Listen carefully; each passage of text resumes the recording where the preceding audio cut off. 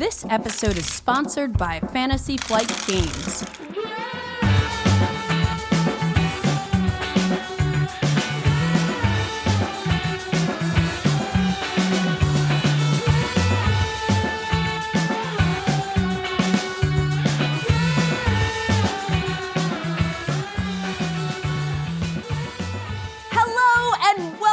To episode 35 of the Board Game Geek podcast, where we geek out about board games, the mechanisms behind them, and the people who create them. I'm your host, Candace Harris, and I am super pumped to be here today with game designer Tricky Reiner, or maybe it's pronounced Table Reiner? No. I think it's actually Taylor Reiner from Taylor's Trick Taking Table, which is an awesome YouTube channel dedicated to trick taking, climbing, shedding games, and other card games. How's it going today, Taylor?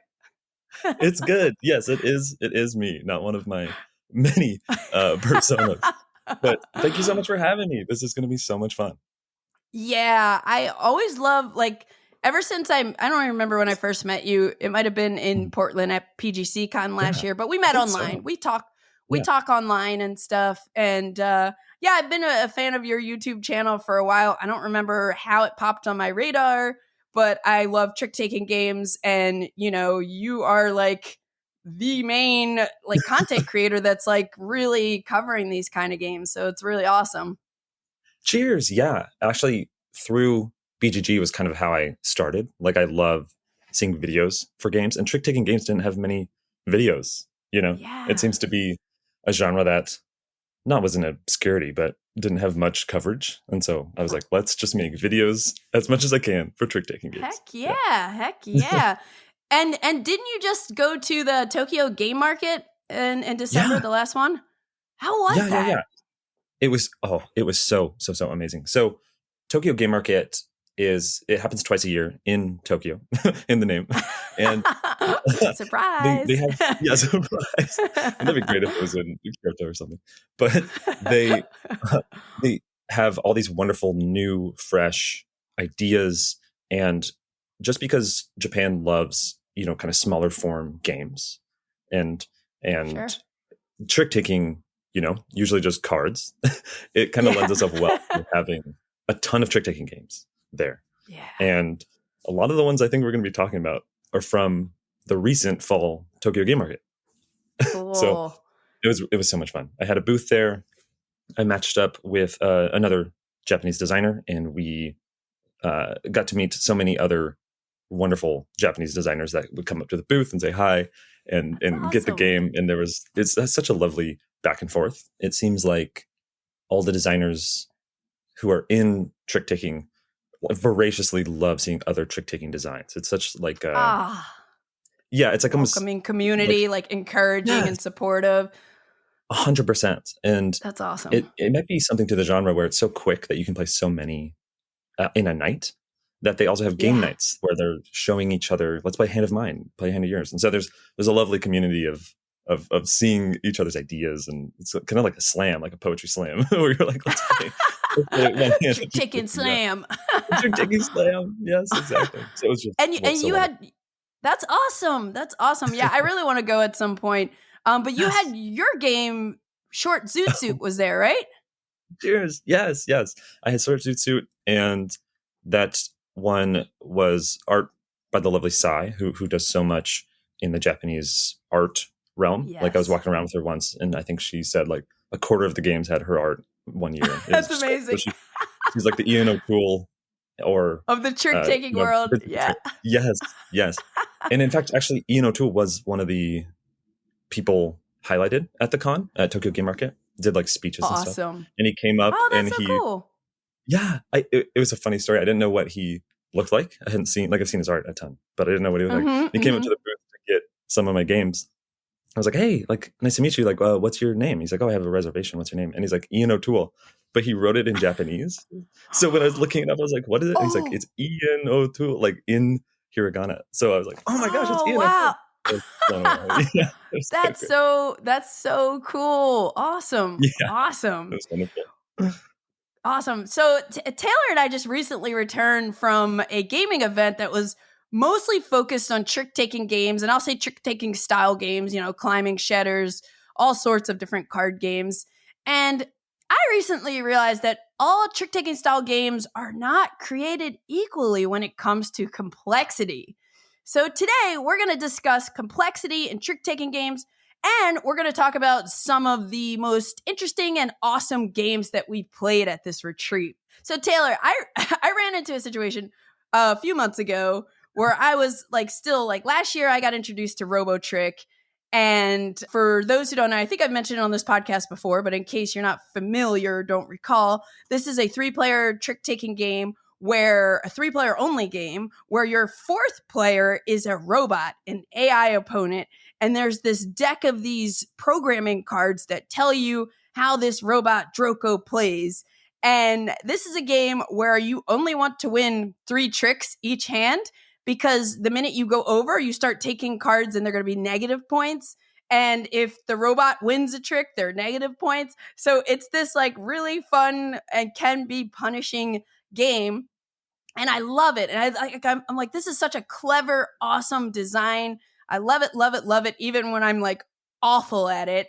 And I was excited to play it. And I had some friends coming over and we had 3 people. So I'm like, oh, let's play this game, RoboTrick, because I'm all hype about it.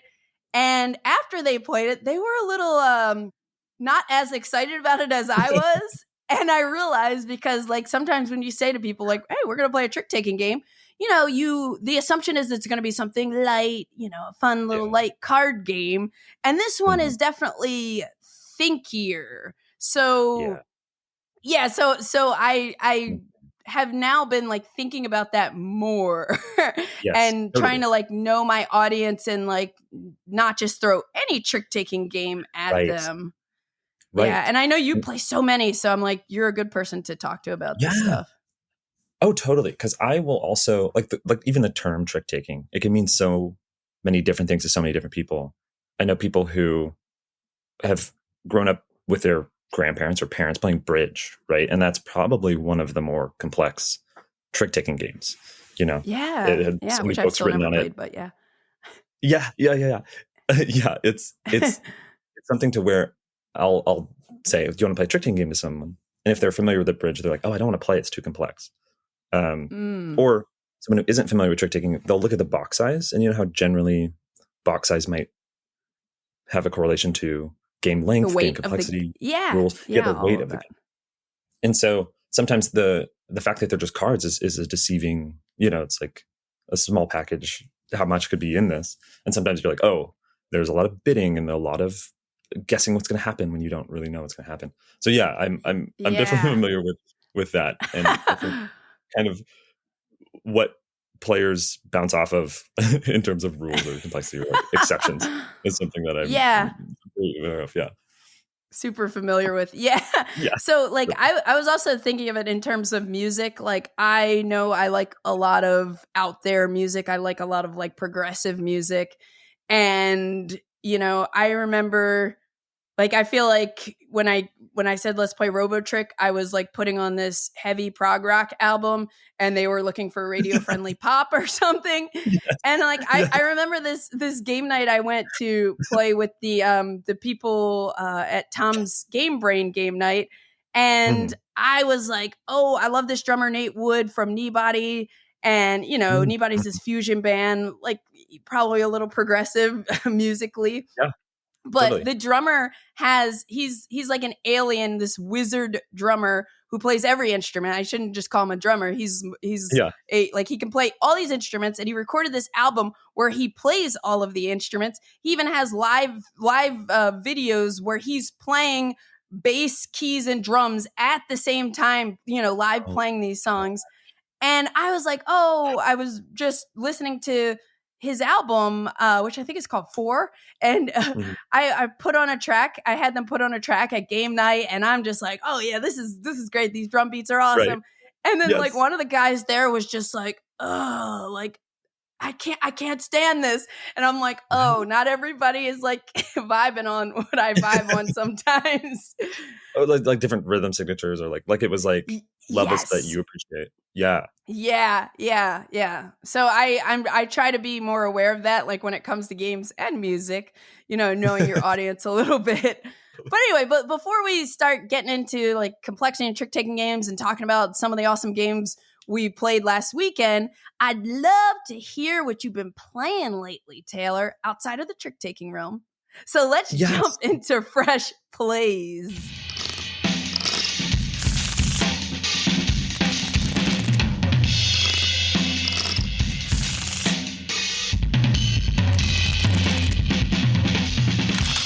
Awesome. Yeah. So I have been playing, even though I have been playing a lot of trick taking games, some Of non trick course. taking games.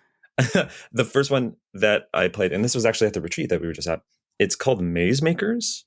And I think it's some of the people who did Make the Difference by Oink. So if you've seen that one. I have seen it. I haven't played it, but yeah. Yeah, I think they're doing really interesting things with drawing. Like what can you do with drawing games that isn't like guess this image or how well you can draw, things like that. So in Make the Difference, it is you're hiding the drawings that you make. It's like a spot the difference type game, but you're the one making the differences. So you're trying to hide them.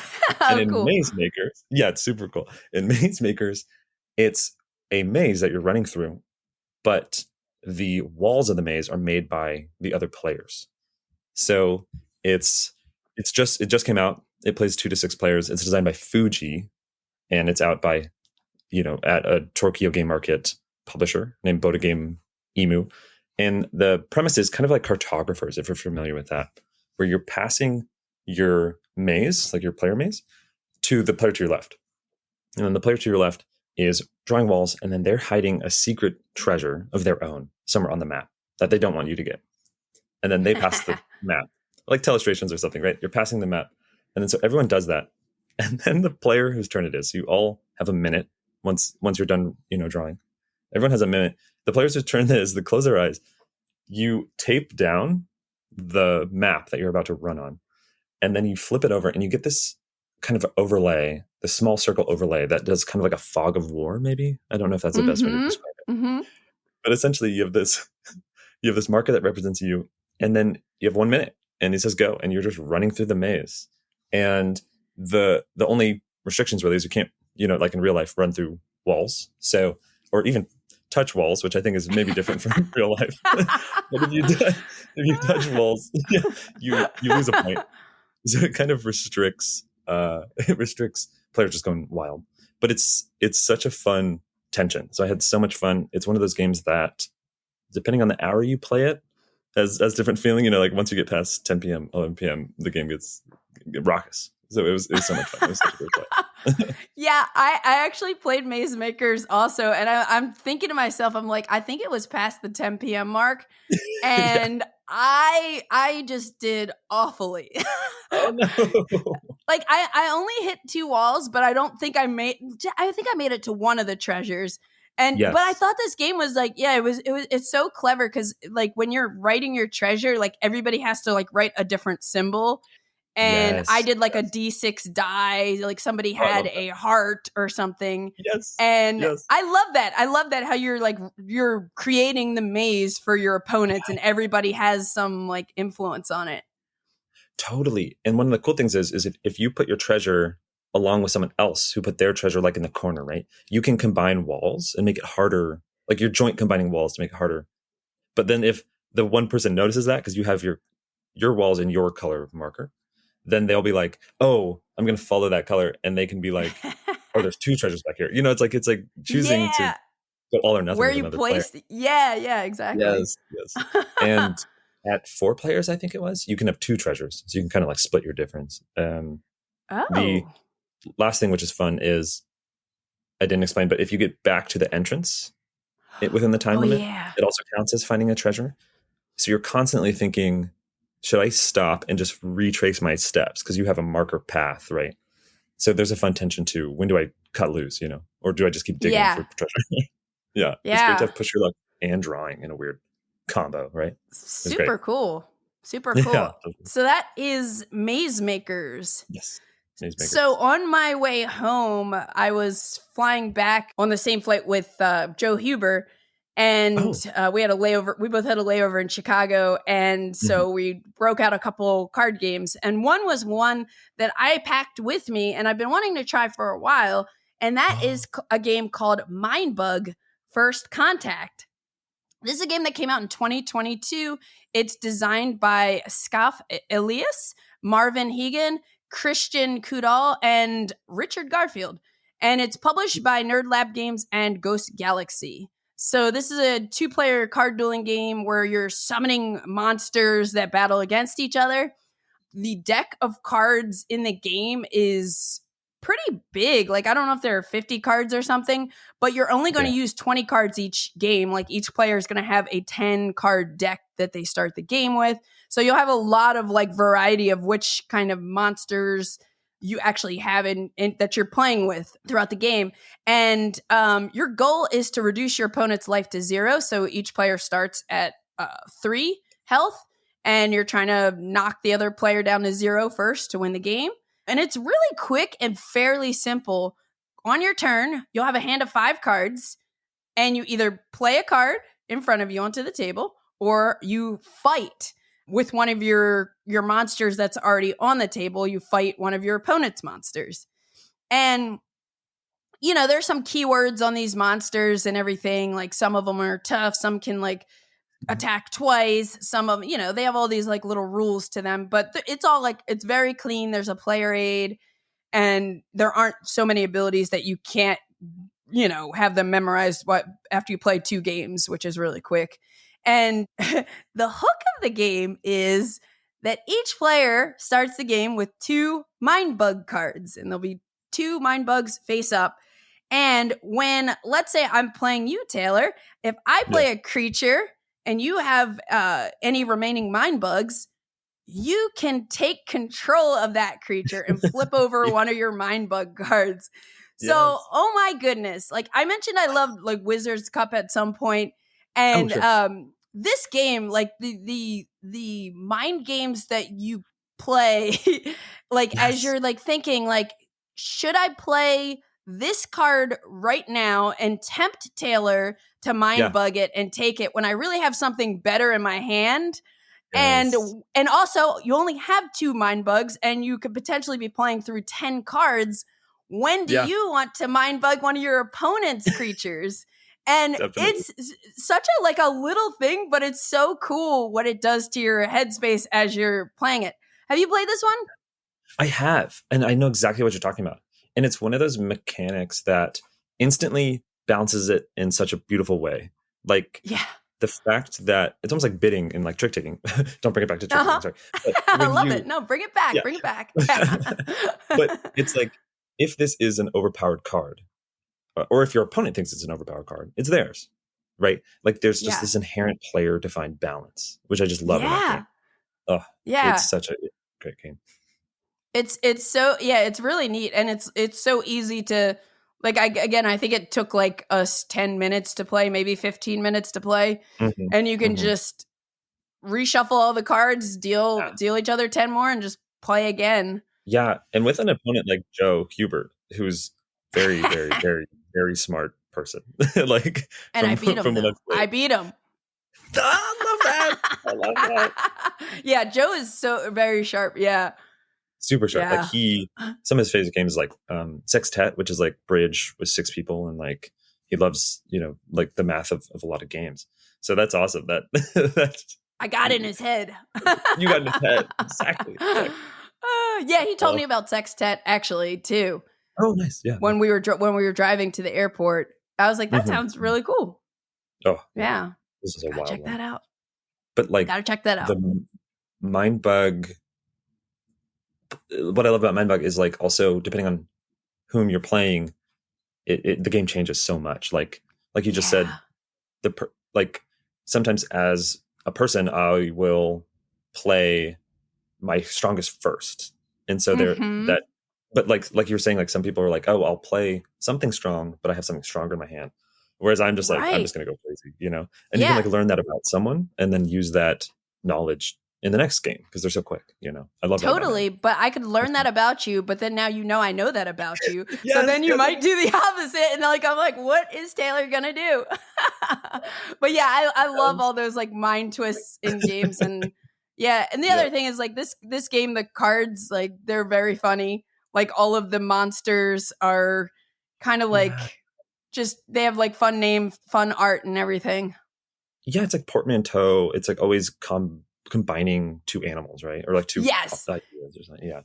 Yeah, cool. yeah, it was something like that. But yeah, they were kind of entertaining to just like look through the cards too. That is Mindbug First Contact. What else you been getting into lately? Love that. Yeah, I played recently actually at the retreat, which was great. It was a game called Lines of Action. So it came out in 1969. It is this abstract game. Yeah. I love discovering, especially with abstract games, just older kind of I don't know if it's hidden gems. I wasn't around in 1969, so I actually don't know how this was. But this wonderful game from 1969, designed by Claude Succi, I believe, and it's published by a fair amount of people. Older games get published by a lot, but I think the edition I have is Abacus Spiel, and again, classic abstract game. It's 2 players, but essentially, the goal of the game is you're trying to combine your pieces. So the second that your pieces all touch diagonally or orthogonally, you have won. And the interesting kind of hook of the game is you can capture your opponent's pieces, but it makes it so there's fewer pieces for them so they can actually complete their goal easier, like in a wild kind of twist. Like in checkers or chess, like a capture is great. It's wonderful. They have less pieces, they have less opportunity and things like that. But you're making it easier for them. Yeah, it's so fun. That's interesting. So and what's also nice is, so again, like checkers or chess, pieces move the same way. So like a knight will move like a knight for the whole game. Mm-hmm. But in Lines of Action, how you move is you count the number of pieces on a line, and then you move the number of spaces you move that many number of spaces. So like if there's 3 gotcha. pieces in a line, your piece moves 3. And so you might be like, I'll move to a different line that only has 2 pieces, so I can move 2, which is exactly what I want. So it's fun to have kind of the same piece move differently in a game. And there's some dynamic moments that leads to. It's great. It's so much fun. That's cool. The beauty of it is also you can play it with checkers or chessboard. And I've had this thing where at the retreat, I've played it with someone named Lucas, who's amazing. We've managed to play it different way every time. Like every time we go to the retreat. Like the first time we played it outside in the snow with those giant chessboards that some people have. Yeah, so much fun. Yeah. And then another time we played it just on a piece of paper because we just drew it up and you can just use whatever pieces. And then this time we were on it was like a pub crawl for ice cream. We were on a pub crawl for ice cream. So we're eating ice cream. That's hardcore. And we're playing. Yeah, it was hardcore. In Cincinnati in January. In Cincinnati. Yeah, that is hardcore. Yeah. That is hardcore. So we were playing on, have you ever seen those like knitted kind of checker boards? We're playing on one of those on this table. So it was like, had a different feel. Like it's just such a wonderful game that kind of translates those different environments you played in. But yeah, that was one I played recently. I love that one. Lines of Action. Cool. I'll have to check that out because I do love me some abstract strategy games. Totally. That sounds neat. So another game that I was going to mention, I think we played together at some point, if I'm not mistaken, but it's called Last Message. And this is a 2021 release designed by Lee Juhawa and Jeong Kim. And it's published by Yellow. Plays with 3 to 8 players. And in this game, Last Message, a crime was just committed. And so one player is going to be the criminal and another player is the victim, and all of the other players are the detectives. And the victim is basically trying to help the detectives figure out who the criminal is. And the way you're doing this is there are these different mats that are like, that have art that's like Where's Waldo style art, or like micro macro, like crazy stuff happening on these different boards that you can play with.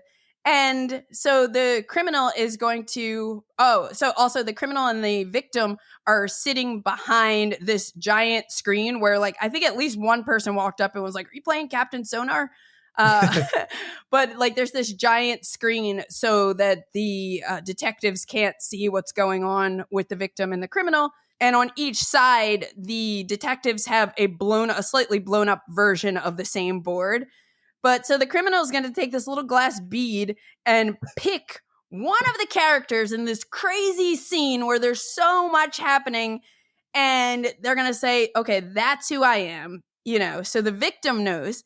Then the victim will have 1 minute. Is it 30 seconds or is it a minute? I don't know. It went by fast. It might be 30 seconds. Yeah. It feels like fun. Yeah. Yeah. It's not a lot of time to draw some clues, and you can write words also on this dry erase board that's divided into, is it 2 rows of 3, I think? I think it's 2 rows of 3. Yeah, I think so. It might be 2 rows of 3 or it might be a 3x3. But anyway, they're going to draw and write clues. It has to be a 3x3. I think it's a 3x3. Yeah. I think so. It's your race, I think. It's some kind of grid, okay? They have a grid, and they're gonna draw. Confirmed. They're gonna draw some clues and to help the detectives figure out which character is the criminal. And after they do that, you might say, "Oh, no problem." And then, mind you, there are like so many different characters on this board. All of the different boards are very colorful, and there's like so much going on. Yeah. But before the victim gets to, who cannot speak, by the way, the victim passes their dry erase sheet to the detectives, the criminal gets to erase a certain amount of boxes worth of info. So I think on the first round, the criminal gets to erase 5 boxes. And, it was just hilarious because 5 boxes on this little mat is a lot. Yeah. Totally. And then you just hand this to the detectives and you're just like, hopefully they get something from this. And you can get kind of clever. We all like learned as we played, but you can get kind of clever where you can spread stuff out in boxes and make sure that there's some helpful info, like, even though it's going to get erased. And let's say, like, it often happens that the detectives can't get it from the first round. Then there's another round, and then the victim is going to draw on another sheet. Like, there's a separate little dry erase board, and again they have 30 seconds, and then the criminal only gets to erase 4 boxes this time. And so now they're getting more and more data. And, if the detectives can guess the correct character that the criminal is, then the detectives and the victim win. Otherwise, the criminal wins.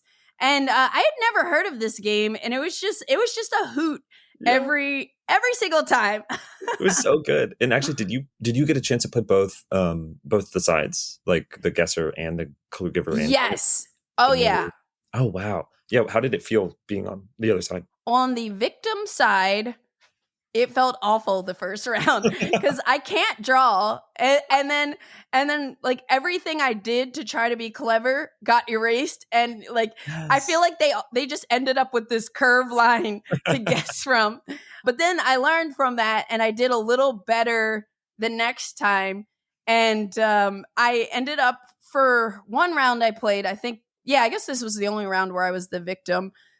It was the round where we were playing this board that has all these kind of like space little creatures, almost like from Futurama or something like that. And there was one that was wearing a helmet with a little antenna, and it had its hands like kind of almost touching the helmet. Yeah. And I was able to kind of draw that big, and I was hinting to them that it was somebody blue, and they were able to figure it out. And it was just like this satisfying thing when they figured it out. Yeah. Were you in my game with the cheese situation? Okay. Yes. 100%. So I saw that picture with the hand on the head. What was so funny was it's like I think the first time I think you send something over, you'll send over like a word, but they'll erase the box that has the most important part of the word. So all they'll see is like the word back or like or front, and you're like, what does that mean, right? But yeah, that game we were in where someone tried to write crease, but they wrote in such a way that it looked like cheese. Yeah, they wrote kind of like, and so they didn't know this, but there was so much cheese on the board that we were just on this huge cheese run. Yeah, we were like, it's got to be near this cheese. Yeah, exactly. I've never seen a game that was so scrutinizing of handwriting in my life. And then like it was a speed game. So it's like, I'm not like the person had bad handwriting at all, but it's like you're writing so much like and so quickly that crease looks like cheese, and that will crease looks like cheese, and and they didn't notice that cheese was all over the place. All over the place. It has my favorite moments in Codenames. I think you said this, where like you give all these clues, this wonderful clue that clues in like 4 or 5. You're like, this is perfect. But like flying 5. And then you don't realize like the assassin is playing, or like the one you're not supposed to clue to. And you're just like, oh, when they start talking about it, oh dear, oh dear, oh dear.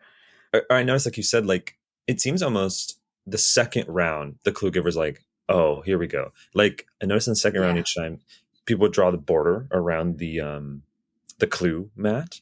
Yeah. And so when it got erased, you're like, oh, I think they're at least. I see the edges. Yeah. The edges to the board. Yeah. So I think, it was fun. It was fun. Yeah, it was fun.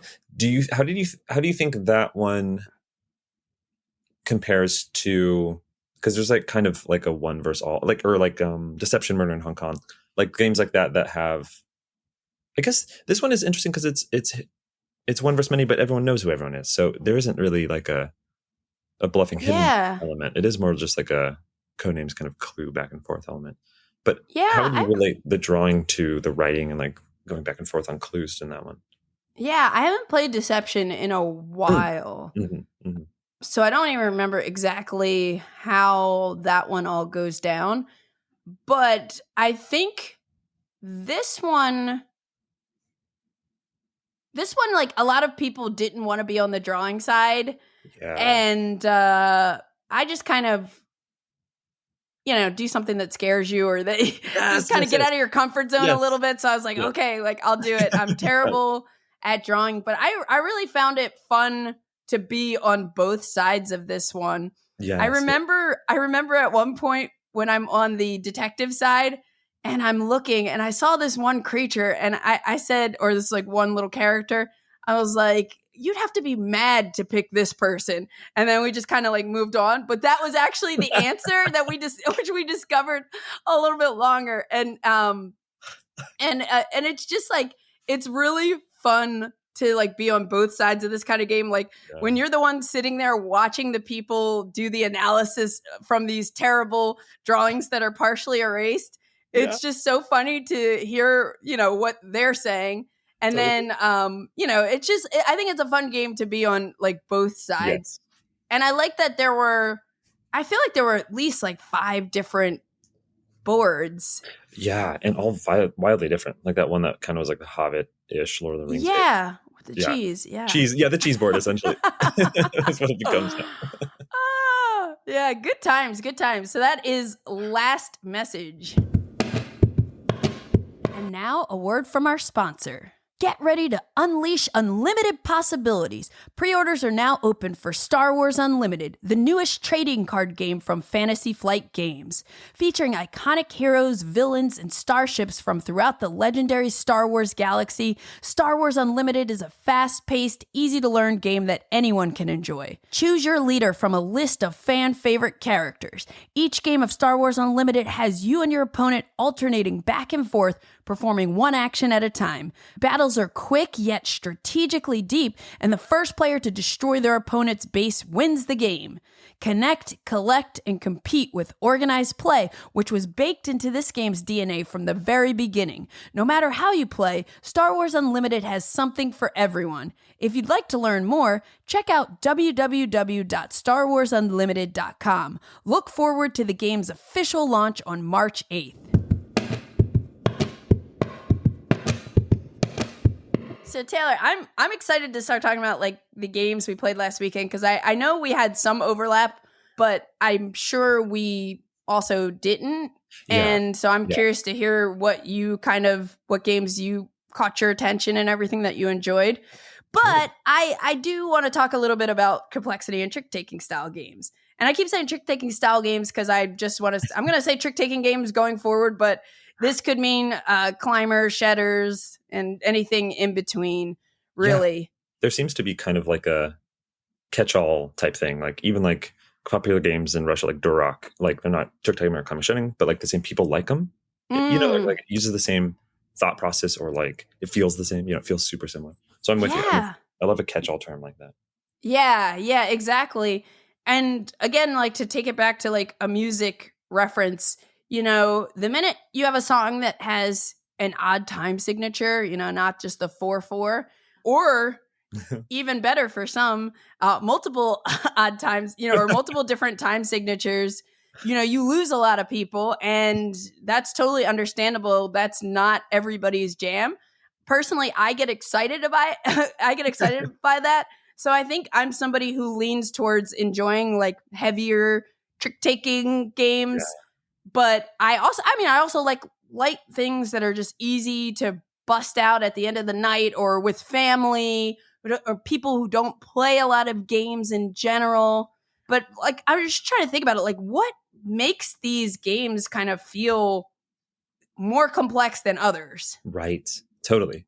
Because one of the revelations I had when I was starting to get into this genre a lot is like Uno is a shedding game. You know, like often players play that more. And so it's interesting to talk about climbing shedding games like Haggis or Tichu or something, and then be like, oh, well, it's a similar goal to a childhood game that you play a lot, you know, and that there's like these levels of complexity and like what gets added to it. I found that bidding is a big part. I think guessing what's going to happen in a game is tough. I remember having a friend talk to me about Dune, the not the deck building one by Renegade and Direwolf, but like the original, or like one of the earlier ones, where like the Bene Gesserit gets to like win if they predict. Like the OG Dune board game from like the 70s or something. Yes. Yeah. They predict which turn and which faction's going to win, and if that happens, they win actually. Yeah. And it's always leads to those wild moments, you know. But like predicting what's going to happen in a game, it necessitates like you knowing the game state, you understanding what can happen in the genre or kind of the flow, and then also evaluating this random thing that you just got dealt. So I think bidding is a sign of complexity for sure. I think exceptions and stuff, like if people have played Skull King, which is one of the more popular trick-taking games, that has a trump hierarchy where if Skull King is winning, it can lose to like, I don't remember. It was like the mermaid and the mermaid. Right. Kraken or something. Yeah, the Kraken. And yes, exactly. So I think when I think of complexity, I think of a mix of rules and exceptions, and then also depth of choice, and then also like what it's asking of the players, like bidding and being able to understand your hand, and like in hearts, like what do you pass, right? Or when do you shoot the moon? Like knowing what can happen and like how long it takes to know what can happen is a big thing of what I expect for like the depth or like the heaviness of a trick-taking game. Yeah. And I know like there are some, I usually, when I bring up like, hey, have you played a trick-taking game? I ask if you played something like, you know, if somebody's like, I don't know what that is, I usually say, have you played anything like hearts or spades, I guess? Yeah. And like, I actually have not played either of those games since I was like a kid, but you know, but at least it's a starting place for them. Yeah. And playing some of the games that I've been playing in the past year, I find that some of them add a lot of really cool twists to just following the lead suit, you know? And I think the more twist you have, like the more complex it kind of gets. 100%. And like you said, the bidding, like, you know, it's one thing even to say just bid on how many tricks you think you're going to win. But there are other games where the bidding gets a little wilder, which one of the games I'm going to bring up in a bit has like really interesting bidding, but it's definitely adds a little bit of complexity to Yes. how the game feels to play and to teach to people and everything. 100%. It comes to the point where so there's this designer that I love, Sean Ross, who did Haggis and cool. and Bacon and stuff. And he has a wonderful knowledge of older classic trick-taking games, like from, very early on Switzerland or France or a lot of like Chinese climbing games, which are really fascinating. But those have kind of tables of bidding where you can choose, you look at your hand, you're like, is this a better avoidance hand? Is this a better trick-taking hand? Is this a better hand? Like there's one that has like 68 different ways you can play the game. And like you choose one of those 68 depending on your hand. And then you play that game. It's wild. Wow. Like ones where like cards are high, then low, like every trick, like going back and forth. Or like you want to win only a certain suit or like things like that. Or he was showing me ones where there's a climbing shitting game. I think it's called, Bao. I don't want to mispronounce Bao Huang, where essentially players, you play with 100 and I don't mean to laugh, but it's wild. You play with a 168 card deck and you deal players 35 cards per hand. So you have a hand of cards that you can't even hold. Yeah. So what they do is they stack it vertically and horizontally. So your hand looks like a cityscape. Whoa. There's towers and like little side, like there's so many cards in your hand. And then you get a bunch of jokers. And there's actually like a recent group of designs using dominoes where every card, kind of like Scout, if people are familiar with Scout, where cards have numbers on the top or bottom. But you play climbing shedding with dominoes where, I can make a run with this, or if I flip the domino, I can make like a suit with this. So like giving the players a ton of options is also depth of complexity that I've seen a lot. Like there's a game called Fittich that has wild dominoes too. So it's like, this domino could be whatever I want it to be, in addition to like the 28 dominoes I have in my hands. So you have like 30 dominoes. It's crazy. Yeah. I was actually just thinking too, there might be some people out there listening right now that don't know what we're talking about when we're saying a trick taking or climbing, shedding. I just thought of it myself. Like we just went deep. We're coming off this weekend of playing all these games, but I'll let you take it and just kind of just briefly describe the different styles. Sure. Yeah. I'm guilty of this a lot. So on my channel, I just jump into it and I use phrases and I definitely feel bad. Like the hammer, like, I'm the last in play. You're the hammer. And I just say the hammer. I never explain it. Yeah. But somebody said kitty to me this past weekend and I was like, what? Yes. What's amazing. So I've been engrossed in this for years now. And I just hadn't played bridge a lot, but there's a term in bridge, I guess. And it came up in Extreme Tricks, which you might have seen, but roughing. Do you see roughing? Yeah. So I was like, what's roughing? And people are like, you don't know what roughing is? I was like, no. So like I'm learning new phrases. That's cool. So trick taking, generally, it's a type of game where everyone plays a card and then someone takes those cards, like they win the trick, everyone playing a card to the trick. And then the person leads to the next trick. So they play a card into the next trick. It's interesting. I've watched a lot of different videos on how to teach this, and it's a lot of people have different approaches, but you're kind of just playing cards with different rules, similar to Go Fish or Old Maid or something. But a trick taking game is essentially people usually play a card into a trick, someone wins it, and then you keep going until people are out of cards. And there's often must follow because cards have suits. So if someone has like a heart, and if someone leads a heart and you have a heart in your hand, you have to play it. Obviously, the games we're going to be talking about break all the rules. They break all the rules. That's always the fun of it. But that's generally what a trick-taking game is. And then you'll get points depending on what you take, what cards you take, or maybe how many cards you took, how many tricks you took. Climbing shedding is similar to like what we talked about. Uno is you're just trying to get rid of your cards. And then climbing means you have to play a stronger set. So you're looking at your hand of cards and you're like, if someone plays a 2, I can play a 3 or higher. I can't play that 1 anymore. A lot of them are, just like trick-taking games, very different.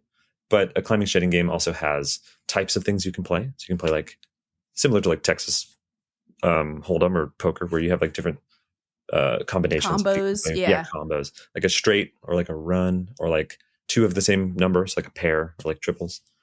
And again, so many, it's hard to like compare to like deck building, right? Where you're like, okay, you're building a deck and like you're adding cards to the deck, and that's like the core conceit of a deck building game. And obviously that has like a ton of things that can go off it. Trick taking is tough because often when I'm like, here's what a trick taking game is, I have to be like, well, I'm about to teach you a game that breaks everything I'm about to that I just told that I just told you, yeah. Yeah. But so that's generally what they are, I guess.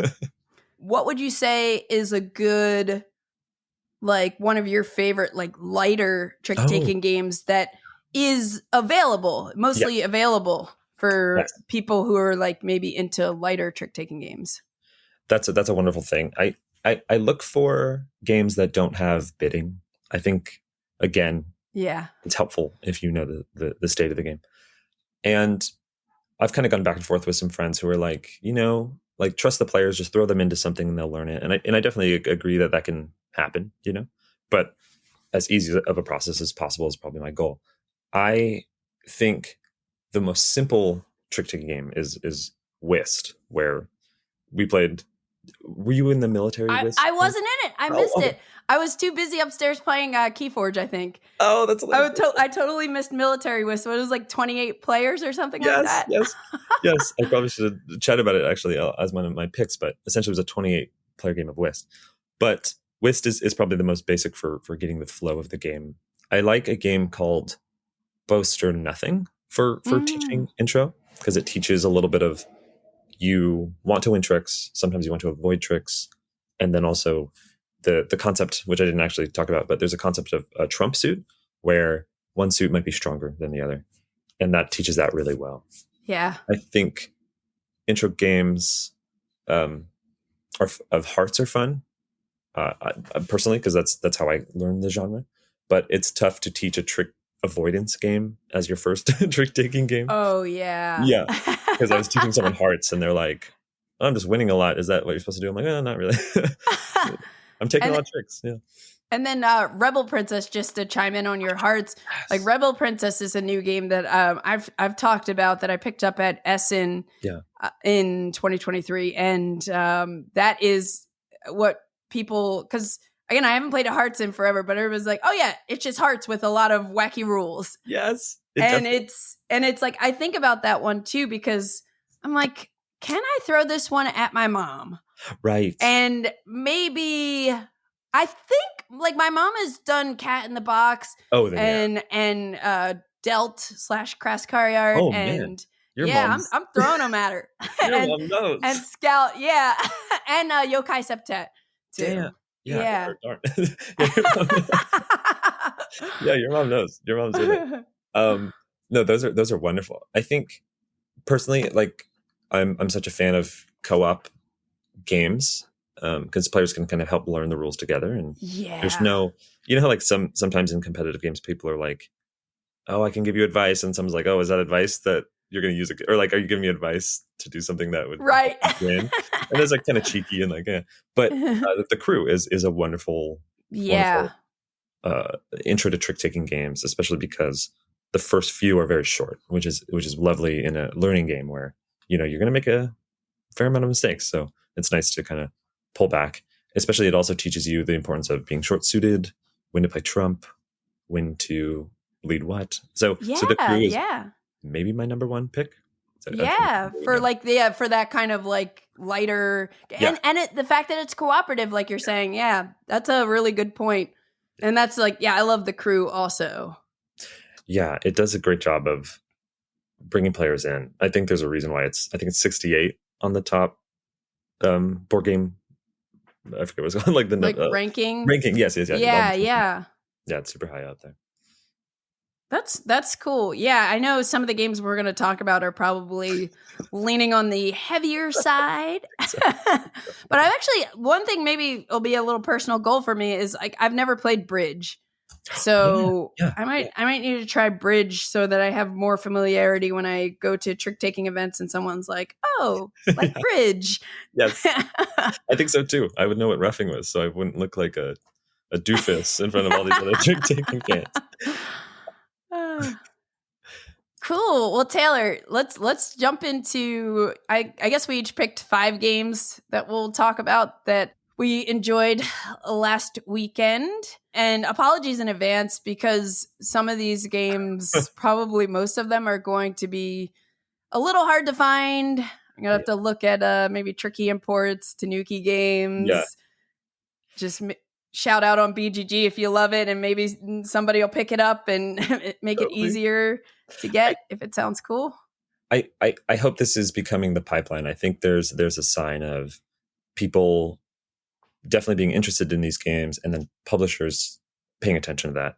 I think there's more and more publishers going to Tokyo Game Market and seeing what's popular, seeing the hits from there, and realizing that these wonderful games that are currently very tough to get, or sometimes tough to get, and making them more readily available. So I think there is a growing amount of availability for these. So or even like our conversation right now is hopefully helping to highlight these to different markets or bring them to the States and trying to get them played because they're great.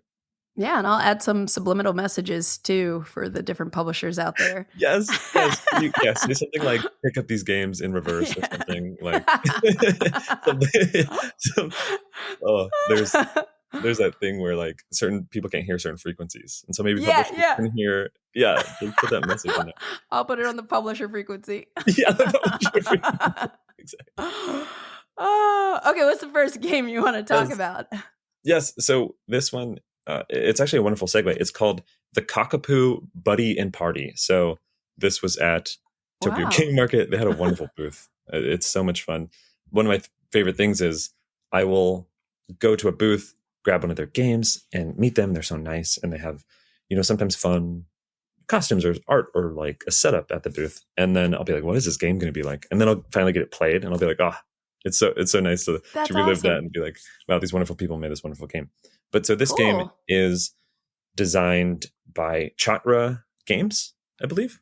There's something to where sometimes, like in Japan or definitely Tokyo Game Market, there will be like circles is kind of what they call them, where different designers will be a part of like a group. I'm trying to think of like similar situations, maybe like Prospero Hall or something, like some. Yes, that's exactly what I was thinking of when you were describing this, but I couldn't think of their name. But like a group of design, like a collective of designers or something. Yeah, 100%. Yeah, gotcha. So this came out 2023, and it's 2 to 4 players. Its complexity, I'd say, it's a really interesting one, especially segueing off of what we just talked about, is because it's essentially the crew, but with a little bit more onto it. So I know a lot of people talk about next step games, or like, oh, I showed some people this intro, like what's next. And this feels definitely like the crew. It has missions. You go on missions that get harder and harder and harder, and it's cooperative, but it adds on this level of spatial puzzling. So the theme is you are trying to take photographs of birds, which is a lovely theme. How you do that is these birds are these polyomino shapes, and the cards you play are the are other polyomino shapes that you're going to try to surround the birds. So, for example, maybe like the 8 in a suit is bigger than the 1 in the suit. So, or that's usually true. But so the card that wins the trick, it's going to have a shape on it. You're going to grab that shape and you're going to put it on the board. And so you're just trying to surround these birds. Whoa, that's cool. It's a fun theme also because they say the reason you can't talk about your hand or you can't communicate, is because you don't want to scare away the birds, which is a cute little. That's perfect. I love it. Yeah, I love that. That's so cool. And it does a great job. It has an interesting thing also. I mean, speaking of complexity, I know we've talked about different ways trick-taking games are complex, but I think knowing how a hand is going to go, like the flow of a hand, is definitely a part of complexity as well. So in this game, how the trump system works is the trump suit is the suit of the card that won the last trick. So it changes per trick. Oh. So let's say like just knowing that, you're like, oh, interesting. I don't know how that's going to work. But in practice, you realize that let's say you won the last trick, you have the same suit left in your hand, you're going to win probably the next 2 tricks because like the third to last trick might be purple is now trump and you only have purple left.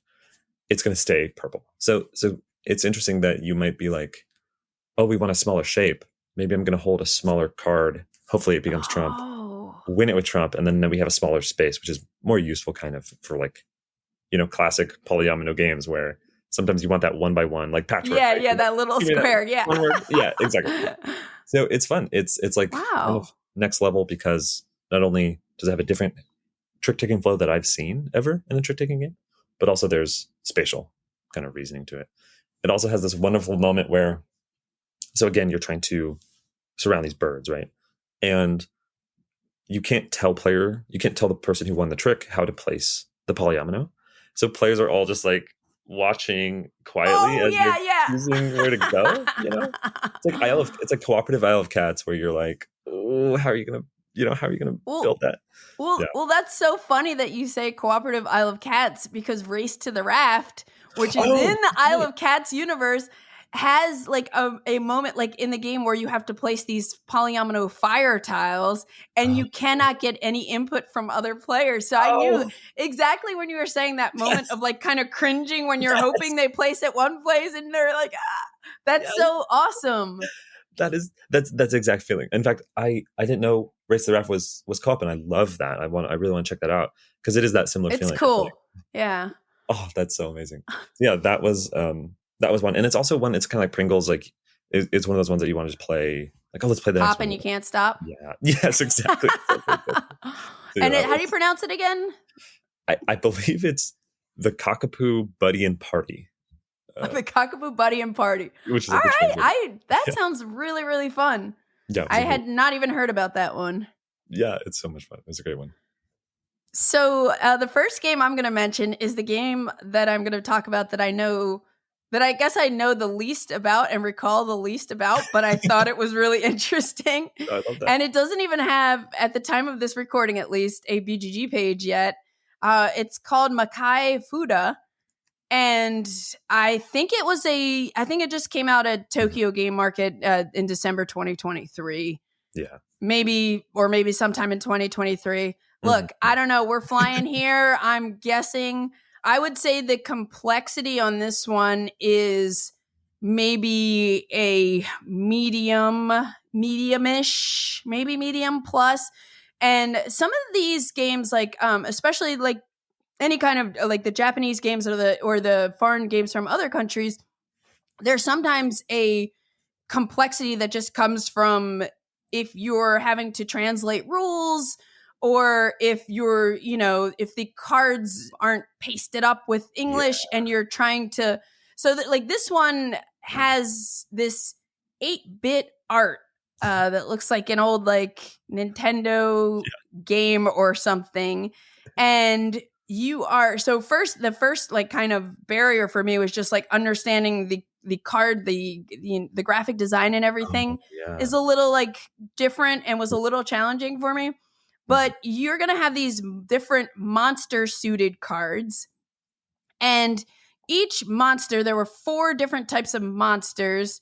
They kind of have a relative rank to each other, and they have a different amount of cards and different ranked cards in them. Okay, this is definitely medium as I'm talking about it. It is there's some complexity here. But after you get your hand of cards, you're going to secretly bid on which monster you think is going to win the most tricks.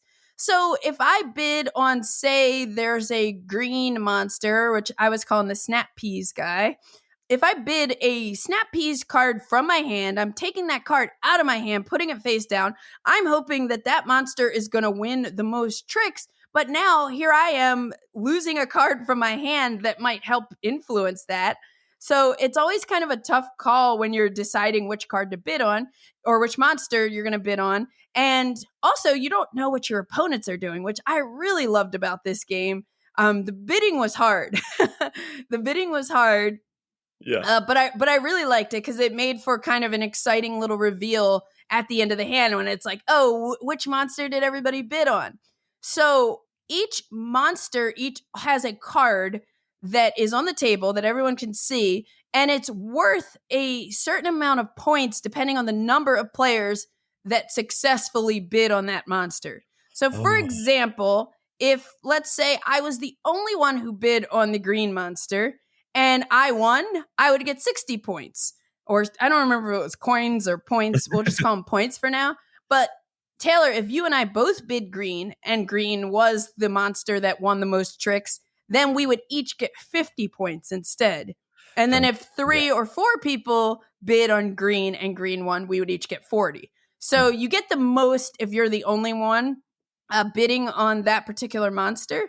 And the scoring is varied between all 4 types of monsters and also for the different player counts for each monster. Wow. And you're going to, every time you play a trick, let's say green monster wins the trick, you're going to track how many tricks they're winning that monster with a little die that you'll put on their card. And then let's say everything worked out in my favor at the end of the round, green did win. Then all of the other monsters are going to get a little token added to them. So now if they win next round, they're worth more points. It's like 10 more points, I think, each time it kind of gets boosted. So that's kind of neat that the point value is fluctuating for monsters as you play the game. Then you also have these like magic cards in the, okay, this is a complex one. Then you also have these magic cards where if somebody like leads with one type of monster and then you can play a magic card, it boosts the one of the monsters or something like that. Again, I apologize. I don't remember exactly how this game worked, but I thought it was just really cool. I love the idea of everybody secretly bidding on one of these monsters based on the cards they have in their hand. And you have to bid with a card in your hand. And that, just watching how people play and trying to see like, I was trying to be like sneaky about who I was bidding on. But then I'm like, there's so much kind of going on that I don't know if it mattered or if I should have been more obvious. But I think the more obvious you are, then people are going to try to make sure that that monster doesn't win. Right. So, so I like games like that where everybody kind of has like influence on things that are happening. Like there's a game called A War of Whispers and like the king is dead where we're all manipulating these cubes on the board and we're all trying to win and like not one person controls one monster or anything like that. So you didn't get a chance to play this one, did you? No, sadly not. I know exactly what you mean by the graphic design because it stood out amongst all the tables. You'd walk around and be like, oh, there's colors and numbers, like that's a trick. Yeah. But then you see this one, you're like, oh, whoa, that's something different. Yeah, lots of little dice and like it. Just, it has a different look to it. Table presence was wild on this one. Did it feel like a game where once you played like a bunch, that those subtleties of where I'm going to go and bluffing maybe a little bit would come out? No, because to tell you the truth, it took me a few rounds to still, and I still can't remember because there was an element of poison in the game too. So like some of these extra things I didn't 100% grasp. Yeah. Even after a full game, or at least I don't remember like right now enough that like it stuck with me, but I still thought it was really cool. Oh, that's like, awesome. And I think, it's also like, we were playing it from translated rules and there was not like someone who was super familiar with the game. Like we were all kind of like, figuring it out. So that adds some complexity to the learning experience and understanding and everything. But I know some people played it multiple times and, were like, it was the people who played it seemed to like it. Yeah. Who kept digging. Yeah. There is something. And like I know you preface the list of all these at this retreat where they're hard to get. There is that huge element of often you're translating the rules before you play. You're reading the rules. There's a thing where classic board game night. Some players might bring a game and be like, "Hey, I really want to play this," and they're like, "Oh, do you know how to play? Can you teach?" And like, "Not really. We might have to read the rules." Like that right. It's like that, but cranked to 11. Right? Like you have to translate the rules into English, guess what they mean, and then be like, let's learn how to play like that type of stuff. And they're again often these slightly more complex trick-taking games on top of that. So it all kind of boosts it up. But that is Makai Fuda. Nice.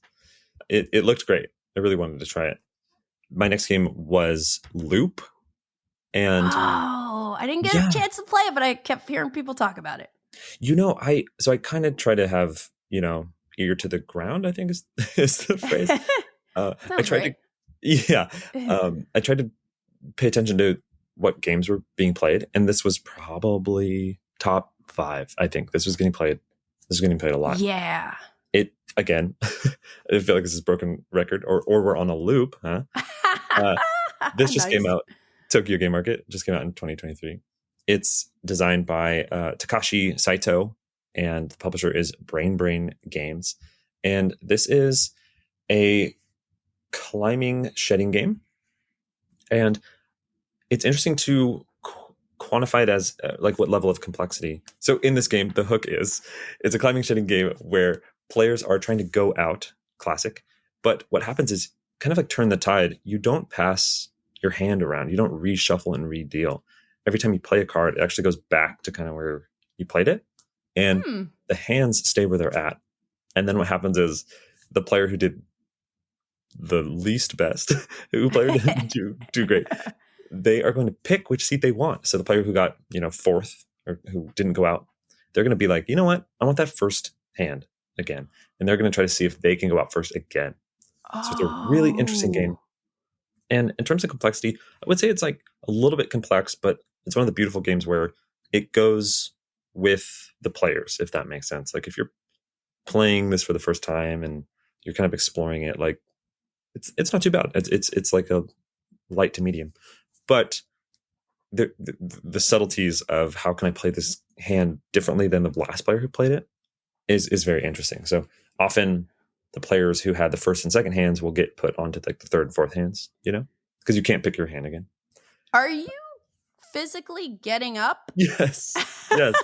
Okay. Yes. I'm sitting here wondering, trying to picture this game. Totally. It plays at 3 players, so you can technically, like, thanks to math, like choose a direction and pass, because that's kind of how that can work. Okay. But at 4 players, the fourth player person stands up, picks a seat, sits down. That person, everyone stands up. Wow. That's different.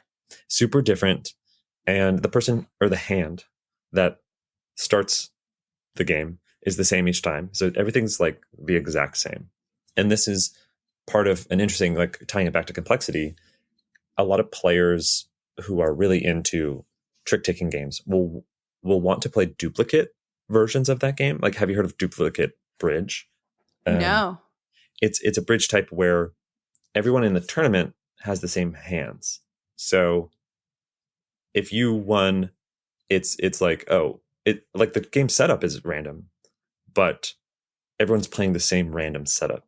So you don't feel like, I just got a bad hand, right? It's similar to some people might have heard about duplicate pandemic, like how they do pandemic tournaments. So in pandemic tournaments, they have the same, what's that called? That deck of bad cards? Deck of bad cards is what it is. Yeah. The deck of bad cards. And so you can, and everyone plays the same characters. So it's like the player choices are the only thing that's different. And even though that deck of bad cards is random, everyone has that same random setup. So like Jaipur is always the first city, or like San Francisco, or like things like that. And it's more about how you handle that compared to the other people. So that's neat. That's really neat. I didn't realize that either, that there were like tournaments that were done that way. Yeah, cool. Yeah. People try to play duplicate Tichu. So it's like, even though you get dealt, you don't get like the great cards, you can try again, and you swap hands. So this game kind of simulates that. You know how like Challengers, that game that came out, simulates the idea of like a tournament in a game, right? Which is really, really cool. This kind of tries to simulate duplicate games in a game. So what's really fun about the game is you can be like, that hand over there that's just lost and lost and lost and lost and lost. Everyone can be like, that's just a bad hand. And then someone gets it and they get first. And you're like, how did and crushes it with it. Yeah. Yeah. It's really, really fun. And there's moments. Oh, yeah. Go ahead. Sorry. There's moments to make the game different. So certain cards can be used either as ways to stop things immediately and take control and win again. Kind of like a bomb, maybe. And a bomb and climbing shedding is a way to like say, we're going to stop what we're doing and I'm going to take control. Or you could use it to make it so instead of 15s being strong, 1s are now strong. So you can kind of reverse the order strength of the ranking. So that's, I think, how you get moments to where that hand that was so bad is actually good now, is because play can happen pretty differently between hand to hand, even though everyone knows where everything is by the time you're playing like the third hand. Wow, that's really neat. I was going to ask too, how is the climbing? Like, what kind of combos do you play in this? Yeah, great question. It's actually surprisingly pretty simple. There's only 3 suits, and you can play only singles, so just 1 card, sets, so you can play pairs or triples, 2 of a kind, 3 of a kind, and then runs, but they have to be suited. So you can do like 4, 5, 10, but they all have to have the same suit. So they're a little bit more rare, which is nice. Super clean. Yeah, it's kind of my favorite version of climbing shedding, is where you don't have too many crazy melds. I guess speaking to complexity though, that's part of it too, is like some climbing shedders could be more complex because they have so many different melds you can play. Right. And you're looking at this one hand and kind of like, Glory to Rome or maybe Innovation. You have so many ways you can play a card. Right. And you're like, when you have so many combos that you can do, it's like evaluating your hand is hard. Yes. Totally. Hard. Totally. Yeah. Yes. That's cool. Yeah, this Loop is one of the games that I kind of regretted that I didn't get a chance to play. So I'll have to track down a copy. Track down a copy is the classic. I think it might be picked up as well. So I think if you're listening to this podcast a year from now, maybe all this will be in the future. Yeah. Awesome. Loop. Love it. So the next game I'm going to talk about, I know you know because you have an awesome video on it. It's a game called Trick Raiders. So I went into last weekend with the goal of, hey, I have a lot of trick-taking games that I haven't played, that I heard good things about. And so I wanted to try to play some of them. And Trick Raiders is one that I got sometime last year, I believe. I can't remember if I bought it through Tanuki or Tricky Imports but I got a copy of Trick Raiders and it's been sitting on my shelf. And I finally got a chance to play it. This is a 2022 release designed by a designer who goes by N2, Yoshihisa Nakatsu, and it's published by Southern Cross Games. Plays with 3 to 4 players, and this is a must-follow trick-taking game. So if I lead with a king, or a king, if I lead with diamonds, everybody has to play diamonds if they have it. Oh my gosh, can you imagine that? If it's like must follow rank, there's probably something out there that's like that. But this is a must follow trick taking game with a fixed trump suit. And when you get dealt your cards, some of the cards are going to be dealt face up in front of you on the table in a card row. And then the other ones are going to be in your hand like normal. So you have this mix of public and private cards. And before you start actually playing the round, you're pretty much going to kind of set your bid with these cards. So the cards that are on the table are the only cards during the round that you are going to be able to lead a trick with. And the ones in your hand, you can only follow with. At any point while you're playing the round, let's say I start the round with 3 cards on the table that I'm saying I'm going to lead exactly 3 times. And let's say I lead 3 times, I'm on a roll, but then I win a trick and I need to lead a 4th time and I have no cards on the table to lead with. Ouch, I got raided. I lose a life. So in this game, you'll have a certain amount of like life points. I don't remember if it was like 2 or 3. And so I would lose a life if at any point I can't lead because I don't have any more cards on the table, or if I can't follow because I don't have any more cards in my hand. So you have this really interesting bidding system where you're like bidding on how many tricks you think you can lead and follow. And the game is going to end when one player loses their last life and they're eliminated, and the player with the most lives left wins. And I think there are like some special cards, maybe? Yeah. There's one that will change trump. And then there's one that is worth a point if you capture it, or win with it, rather. Okay. And then there's one that actually like makes someone take one of their I think I'm going to lead with this card. It's like into their hand. Right. Mess with their table. Yeah. Right. Yeah. And so like this one, I had heard good things about it and I was not disappointed. I really, really liked it. And Okay. I'm so excited to actually play my own copy and introduce it to some of my friends who love trick-taking games. I would say like complexity-wise, it's probably medium. Maybe on the lighter side of medium. Just thinking about games like Cat in the Box. Mm-hmm. Like I feel like it could be comparable maybe to the weight of something like that. Especially, you know, if this game has English rules. Thankfully, there's a really great YouTube video on Taylor's trick-taking table that you can really get a really good feel for how this game works and like see if it's something you might enjoy. But I thought it was like so neat that you're getting this split hand of cards on the table and in your hand, and then you're deciding, hey, do I think because of the cards that I have that I'm going to get to lead, like I'm going to be winning a lot, so that means I'm going to be leading a lot, so maybe I want to add some cards to the table, but then that's reducing the amount that you're going to be able to follow with. Yes. Yeah, it's so cool. You're describing the feeling exactly. There's something.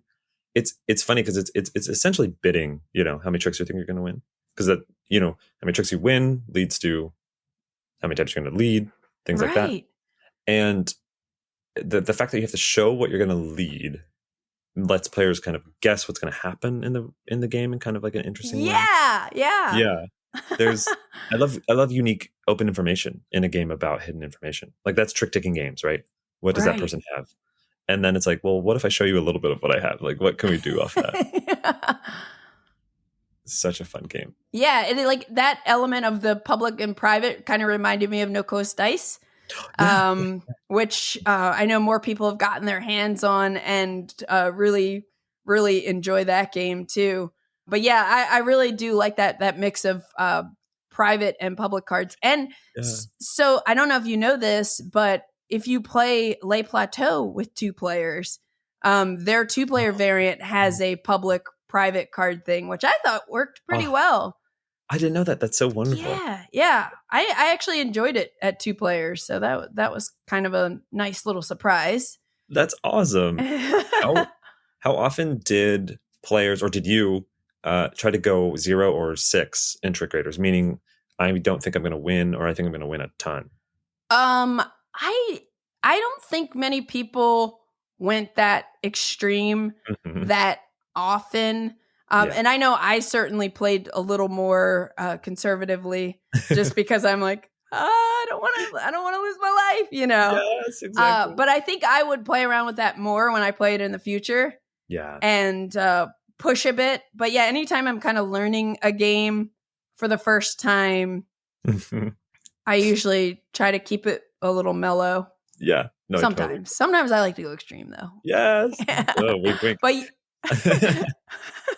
yeah. So that is Trick Raiders. And I also played Trick Runaway, which yeah, I don't know if you played that one, but it's like kind of a follow-up to this, like maybe same designer, but it's like you're running out of a dungeon sort of. Yeah. I liked it, but that was again another one where, you know, we were kind of like learning from translated rules. Yeah. And I think it's one I need to play again, but like Trick Raiders was more of a slam dunk banger for me. So I'm definitely looking forward to playing that one more. Yeah, I would definitely see that as well. I played Trick Runaway with someone who they had played Trick Raiders at a wedding. Like for some reason, I don't know how it gets to a wedding, but I love that. But they played it at a wedding. I want to go to that wedding. Yeah, where's that wedding? Yeah. They played at a wedding like 50 times or something. Like it was this game that just translates to like players playing in different ways and going crazy and having so much fun with it. But they were like, "Ooh, I don't know if I could teach." I think it was like maybe a little bit too many rules, like a little bit. Yeah, the trick runner or trick runaway, like it had some things where you were modifying the value of all your cards playing. So at some point, like I had like a -2 card in front of me because something happened, and then so every card I played was -2. But then there was some other stat you were like kind of capturing. So I would say, yeah, it's definitely a little more complex. and like fiddly, and I don't know. I want to play it again. I want to play it again. Like it wasn't something like I was like, ew. Right. Totally. And one of the wonderful parts about this retreat is like after you leave, you'll have so many more. Like you have these games that you're like, I don't know how to teach, or like I haven't played, or like it's hard to play with other friends. And then now it's like, okay, now I can like play Trick Raiders and with my friends. Yeah. That is very exciting to me because it's this like really tiny box too, but I've been afraid of it. Yes, I've been afraid to tap. Even with your helpful video, I'm like, I'm not ready to show this to people, you know? Totally. Now I am. I am. The confidence and the tool. Yes, I love that. So that is Trick Raiders. Nice. So I played a game that, again, this was played a lot. I think. Did you get a chance to play? It's called Baronda. Yes. Oh, I did get a chance to play Baronda, and I liked it a lot too. That was one of the games, like you were saying, Loop, everybody was talking about. Yes. Baronda was another game that I would ask people like, oh, what's your favorite thing you've been playing? And so many people kept saying Baronda, and I was like, I gotta play it. Yes, right? Yeah. So Baronda is a trick-taking game that, again, came out recently at Tokyo Game Market, and it's designed by Toshiki Arao, and it's published by A-Team. So it is interesting. I'd say it is more medium than the light to medium, but kind of like a light to medium complexity. And I say that because kind of the hook of it is you are bidding on how many tricks you think you're going to take, which is very classic, traditional trick-taking kind of flow. But what puts this on kind of this like a tightrope of sorts is that if players bid too much, the game turns into an avoidance game where you don't want tricks. And then if players bid too few, it becomes a trick-taking game where you want as many tricks as you want. So it plays off of what players think is going to happen in a really fun way. So if players are a little greedy, now it's like, oh, you actually don't want tricks at all. And it's collective.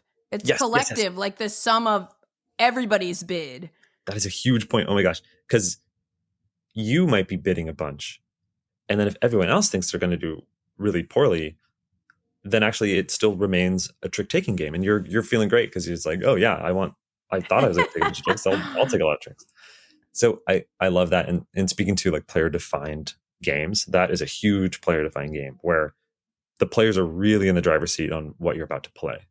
And the trick play is mostly normal. There's some cards that I think it's a nice game to where it gives you these cards that will kind of be stronger. Like you'll know they're stronger. Like there's these one cards that you can play whenever that always win.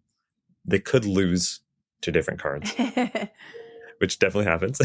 But it helps you be informed a little bit more than normal on a trick-taking game that you could win with this card, or you probably will win with this card. But then it gives you the out to where you possibly might not, which is great. But yeah, it was wonderful. Yeah.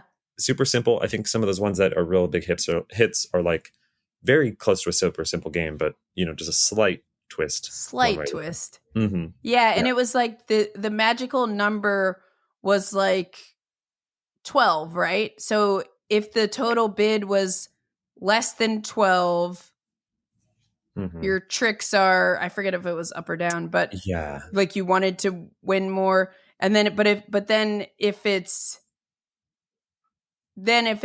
was exactly 12, you had the last bidder had to bid something to either change their bid by what, go down by one or go up by one, because it can never be exactly 12. So it works off that idea of, and this can kind of be a complaint some players have of bidding trick-taking games, is if everyone bids correctly, then it becomes like this cooperative game where it's like, okay, well, I know you want 4 tricks, I want 6 tricks, and there's like, let's work together. Yeah, there's 10 tricks left. Let's try to like make this work. So there are only 12 tricks in the game, and so it kind of forces it to where someone's going to mess up, or someone's not going to do what they want to do. Right. Which is nice. It's nice to see a system put in place to kind of fix an issue that people might have, but to do it in an elegant way, which I thought Baronda did well. Yeah, I really liked Baronda as well. And I was kind of hoping you would talk about it because yes. I didn't, just because I wanted to throw my Makai Fuda on here because it was just so the monsters, Yes, the monsters. And there's something, I mean, kind of like what you just talked about. with the 8-bit graphics, there's something fun in Baronda where the art on that one is kind of like very colorful, very like fun. And the bidding card, which is one of the most fun bidding cards I've ever seen, Oh was yeah. this sliding. So it was someone holding up a bowl with like fruit on it. Is that on like the Chiquita banana logo? Like I'm trying It to was think. kind of like that. Yeah. That's what it was reminiscent of. Yeah. Reminiscent of. And the more you bid was the more fruit that was like piling up onto the bowl. Which that was so cute. It was a really fun like production. It's fun to have like fun, cute moments. Yeah, like and it's just with cards yes, and just art. with 2 cards. Yeah, 2 cards and that art. was really cool. Yeah, because it leads to like players having fun at the table, right? Where you're like, hey, how much fruit do you think you Yeah. You know? That's great. So yeah, that was Baronda. It was a hoot. People loved it too. Cool. So the next game on my list was another popular game, or at least popular in my world, and that is Sumida River. And this is another 2023 release designed by Mashi Komaru, and it's published by Mashika. And I think the player count, it was 3 to 4, if I recall, for this one. This is a card shedding game. So you're trying to get rid of your hands first. You're not trying to get rid of your hands. Sorry. You're trying to get rid of the cards in your hands first. So in a 4-player game, the way it works is if you're first to go out, you score 3 points. If you're second to go out, you score 2 points. And then third gets 1, and whoever's last just gets nothing. So you are trying to score the most victory points after a certain amount of rounds. I don't remember how many rounds. But the deck has 52 cards. There are 3 threes, all the way up to 10 tens. And there are 2 suits, black and red. And on the table, you have these 4 cards that are placed, I guess, horizontal. It makes this river. And on the left side of the card, it's black. You can only play black cards, black combinations, I'll say. And then on the right side of each card, you can only play red card combinations. And so the top card is single card, meaning on the left side, you can play a single black card. On the right side, you can play a single red card. The next card in the river is 2 card combinations, but they kind of mix it up. So on the black side, you have to play 2 of a kind. So you can play 2 8s. On the right side, you have to play a 2 card run. So you can play like 4, 5, 9, 10. And then going down on the third card in the river, you have to play 3 cards on either side. And that one has a special rule where on the black side, you can actually play 1 red card. So you can play 2 black cards and a red card, or 3 black cards. And on the red side, similarly, you can play 2 red cards and a black card, or 3 red cards. And then on the fourth one, you're playing 4 cards. And I think one side was 4 of a kind. I don't remember which one. Maybe the black side was 4 of a kind. And the red side was then a 4 card run. And there was like some special thing that happens. But the way this game works, there are a couple like hooky things. So usually when you're playing these like climbing shedding games, you're trying to like, oh, I play a single 3, you're beating that. We're just playing around on the table and we're beating each other's combos. Maybe it stops at some point. Maybe it keeps going until somebody can't beat. But this, because you're playing cards into these spaces on the river, you play until either there's no space for you to play cards or you can't beat the combination. But it's interesting because I could lead the hand and play 3 8s. I could play 3 red 8s. And so now I'm saying, okay, everybody else, 8 is the bare minimum of card you can play for any combo. And nobody can play in this 3 red card slot anymore because I blocked it. My cards are there. So you have to play something with an 8 or higher in one of the available slots. So maybe, Taylor, you play a black 9 on the single card slot. So now somebody else could play a pair of black 9s on, so you have this whole thing where you're playing combinations only to the available spots on the river. And then you also have to like make sure you're playing you can't go below the lowest card. Right. The climbing. The climbing card. So I thought that was like really, really neat. And I haven't seen climbing shedding kind of like done that way ever. And then you also have this hand exchange thing you can do. So before you start each hand, everybody takes a look at their cards and then we're going to all vote. You say 1, 2, 3. And the question is, do you want to trade your hand of cards? So if you, on the count of 1, 2, 3, and you stick your thumb up, you're saying you want to trade your hand of cards. So let's say we're playing a 4-player game. Taylor and I are the only ones that thumbs up. Everybody else said, no, I'm going to keep my hand. We get to take a wild card. So everybody starts the game with 4 wild cards, 2 black and 2 red on the table. So we get to take one of those, put it in the hand, and then we swap hands. Yeah. And then we vote again.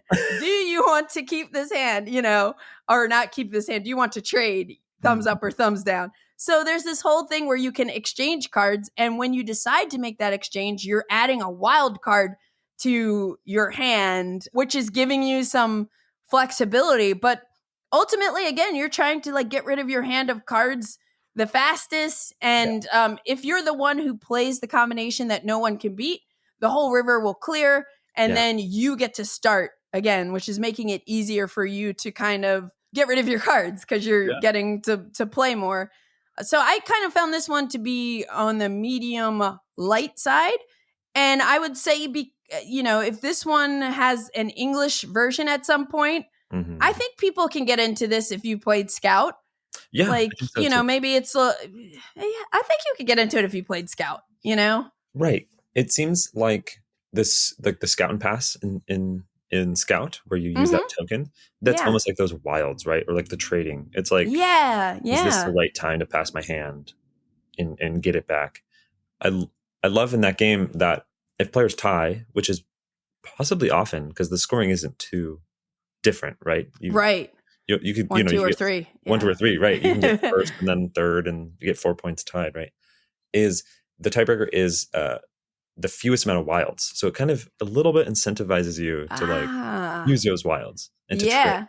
Yeah, and I think, did you ever have it to where someone was the only trader or trader? Oh, geez, the only person who traded. Oh, sorry, it's happened multiple times. It's happened multiple times. Exactly, but the only person to trade where they get to add as many wilds as they want into their hand. No, I haven't seen that. And that is a fun twist on that because, if you're the only person with your thumb up, you get to add as many wild cards that you still have available into your hand, which is kind of spicy. It's like you don't want somebody to be able to do that, Yes. And what's wild is you only get a certain amount of wilds. Or what's wild? That is wild. That is wild. Is you only get a certain amount of hands, or sorry, wilds per the game. You don't actually replenish. So if you trade too much, you can't trade anymore. Oh, right. Because those 4 cards are for the whole game. Yeah. That is right, sir. That is right. Yeah. Because I had someone a little trade happy. They're like, let's just keep going. Yeah. And they... A super trader. Hidden trader. Open trader game. Yeah. And they just were, they're trading a bunch, and then they realized, oh, when I get a bad hand, because they just didn't have any wilds, they're like, I have to keep this. I was like, I'm sorry, that's brutal. It's such a, that's why I could see it's a little medium, because you might put yourself in a hole. Players might be like, yeah. But I thought this was really, really clever and inventive for a climb. And I'm not a big climbing shedder kind of gal. Sure. That's not I tend to prefer trick-taking games, but this one I was like, ooh, I really like this. This might be the one. Yes. Now I like a lot of climbing shedders. I'm not gonna lie. I do like a lot of them, but I definitely lean more on the trick-taking side. But this one kind of stuck out to me as really special. Yeah, it's something to where. So we've talked about trick-taking and must follow and things like that. In trick-taking, there's must not follow, meaning if I play a certain suit, you can play any suit besides that one. And in this one, it's kind of must not meld. It's let's play a different meld every time. Yeah. So it's interesting to think about it in that kind of unique way. The designer was actually someone who was super kind at Tokyo Game Market. They were like, hey, let's meet up and chat. And we had lunch, and we went and got ice cream one day. And that's so super cool. Sweetheart. They had this very experimental trick-taking game that they gave me. They're like, play it. Might be really weird. And the premise was, it's a word game. So you play a word, and your hands are words, but it's a trick-taking game. And when you follow suit, you don't know what you're following suit on. Like I led macaroni and someone plays monster truck and another person plays like leaf blower. And you have a debate at the table like, well, what was more must follow with macaroni? Was it monster truck or leaf blower? Wow. Yeah. It's wild. Wow. It's wild. That sounds cool. That Yeah. sounds very experimental. Yeah, super experimental. So I think this design, Sumida River, was his experimental kind of climbing jetting, and it works. It pretty works. well. Works I like it as well. great. Yeah. Yeah. So that is Sumida River. Awesome. And I guess speaking of, my next game is Iyadosu by the same designer. So it's by Mashikamaru. Oh, Yes. nice. Super weird. Not planned. Not planned. It was not planned. It was wild how that happened. And publisher Mashika, who it's the same person. It's kind of like his design circle that we talked about. Cool. This one I'd say is more medium because the hook to it is once you get your hand, you can't move it, kind of like Scout. You can't move your hand. But you get this card and you bid with it on how many tricks you think you're going to win. And you count the number of cards. So they say you think you're going to win 4 tricks. You put this card 4 cards to the left of your hand. And what's crazy is to the left of that card is must follow and to the right is may follow. Whoa. So it's like this. There's a lot of other intricacies with it, but it's this wild game where you're like bidding with your hand and stuff. And that's just the elevator pitch, but essentially it was wonderful to play with a lot of people because at the retreat, there are people who love trick-taking games, right? There are these kind of not experts, but like people who love getting into the complex versions. And that game lends itself well to knowing how to bid because you're bidding and kind of creating what your hand is going to be at the same time, which was really, That's really cool. Yeah, it was really, really fun. I had a great time playing it. Iyadosu. Yeah. It's a wild one. Cool. So the next game I'm going to talk about, Taylor, are you ready to get extreme? Yes, this was when I was like, wink, wink, because you're like, it's pretty extreme. I'm like, yeah, we're about to get really extreme, wink, wink. Yeah. I loved my one play of extreme tricks. Extreme. Extreme tricks. This is a 2023 release designed by Masato Usugi. Mm-hmm. And this is the same designer who designed Paper Tales and Welcome to the Dungeon, which I played both of those. Yeah. They have wonderful designs. They did Lunar and Ortrek from All Play. Oh, I didn't make that connection. Yeah. Wow, yeah. that's awesome. Definitely. So many people who are into this genre of games might know this designer. And another exciting thing about this game, I played the Japanese version, which published by I Was Game. But in 2025, we're going to see an English release from All Play, and it's going to be called Sick Tricks. So that's really exciting. So if this game sounds exciting to you, you'll be able to get it or more easily, maybe if you're in the US, find it in 2025. Yes. But which seems like forever away. But these years just kind of blast by. Yeah, it's crazy. Yeah. But yeah, that's a big new scoop. I love that. Yeah. Hot scoops, extreme scoops, you might say, you will get on the BGG podcast. No. So this is a 3 to 4 player trick-taking game, and it is skateboard themed. So if you see the artwork for their extreme tricks, there's I feel like a skateboard. Let me see if I don't have a picture handy, but I feel like it was like a skateboard with flames or something. And All Play is going to keep the skateboarding theme and call it Sick Tricks. So basically in the game, you are trying to bid on how many objectives you think you can take, which is kind of like different skateboard tricks you think you can land. And your goal is to have the most points at the end of the game. So you're really trying to like hit your bid. And I think the game is either 3 or 4 rounds, maybe 4 rounds, or it might vary by player count or something like that. Yeah. So each hand is 12 tricks, and these 12 tricks are split into 3 stages. So stage 1 is tricks 1 through 4, stage 2 is tricks 5 through 8, and stage 3 is tricks 9 through 12. Mm-hmm. And on the table, you're going to have 3 rows of cards that are relevant to each stage. And each row has 4 objective cards. In the version I played, 2 are pink, 2 are blue. The pink objectives are things that you can complete during the round while you're playing. And then the blue objectives are end of round objectives. So you evaluate them after you finish that stage. So after you get your hand of cards, everybody has this set of cubes of their color. You're going to figure out how many tricks you think, not how many tricks you're going to win, how many objectives you think you can complete. And the thing here is, before the round starts, after you set aside a certain amount of cubes, you're going to take half of those cubes and you have to commit them to objectives. So when you're making this decision, you're kind of thinking about like, hey, I know I can do this one and this one and this one.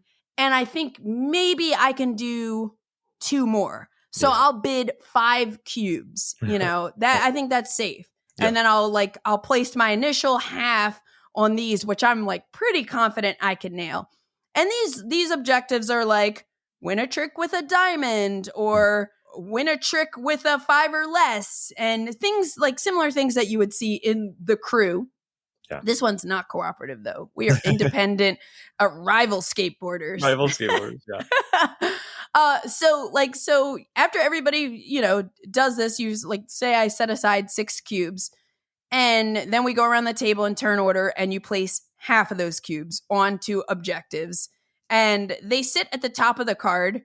And if you don't meet the objectives of the ones that you place at the start of the hand, they're going to be -1 point each. Right. In this game, every time you make an objective, it's worth 1. Well, no, I'm not going to say that. That's not true. That's not true. I'm lying. But anyway, the point is, the ones that you said at the beginning, usually you're pretty confident about. So you mostly will score those. But then the half of cubes that are left in your little stash, we'll call it your reserve, that's when it gets tricky, because you're going to start playing your cards. And the minute you meet one of your mid-stage objectives that you already had a cube on, you just slide that cube down. It's positive points, baby. Ooh. Positive points. But the minute you complete an objective that you don't have a cube on, you're going to have to take a cube from your reserve and put it on there. That's still, hey, it's still positive points, baby. But then when you run out of cubes and you still keep hitting objectives, now it's -2 points, baby.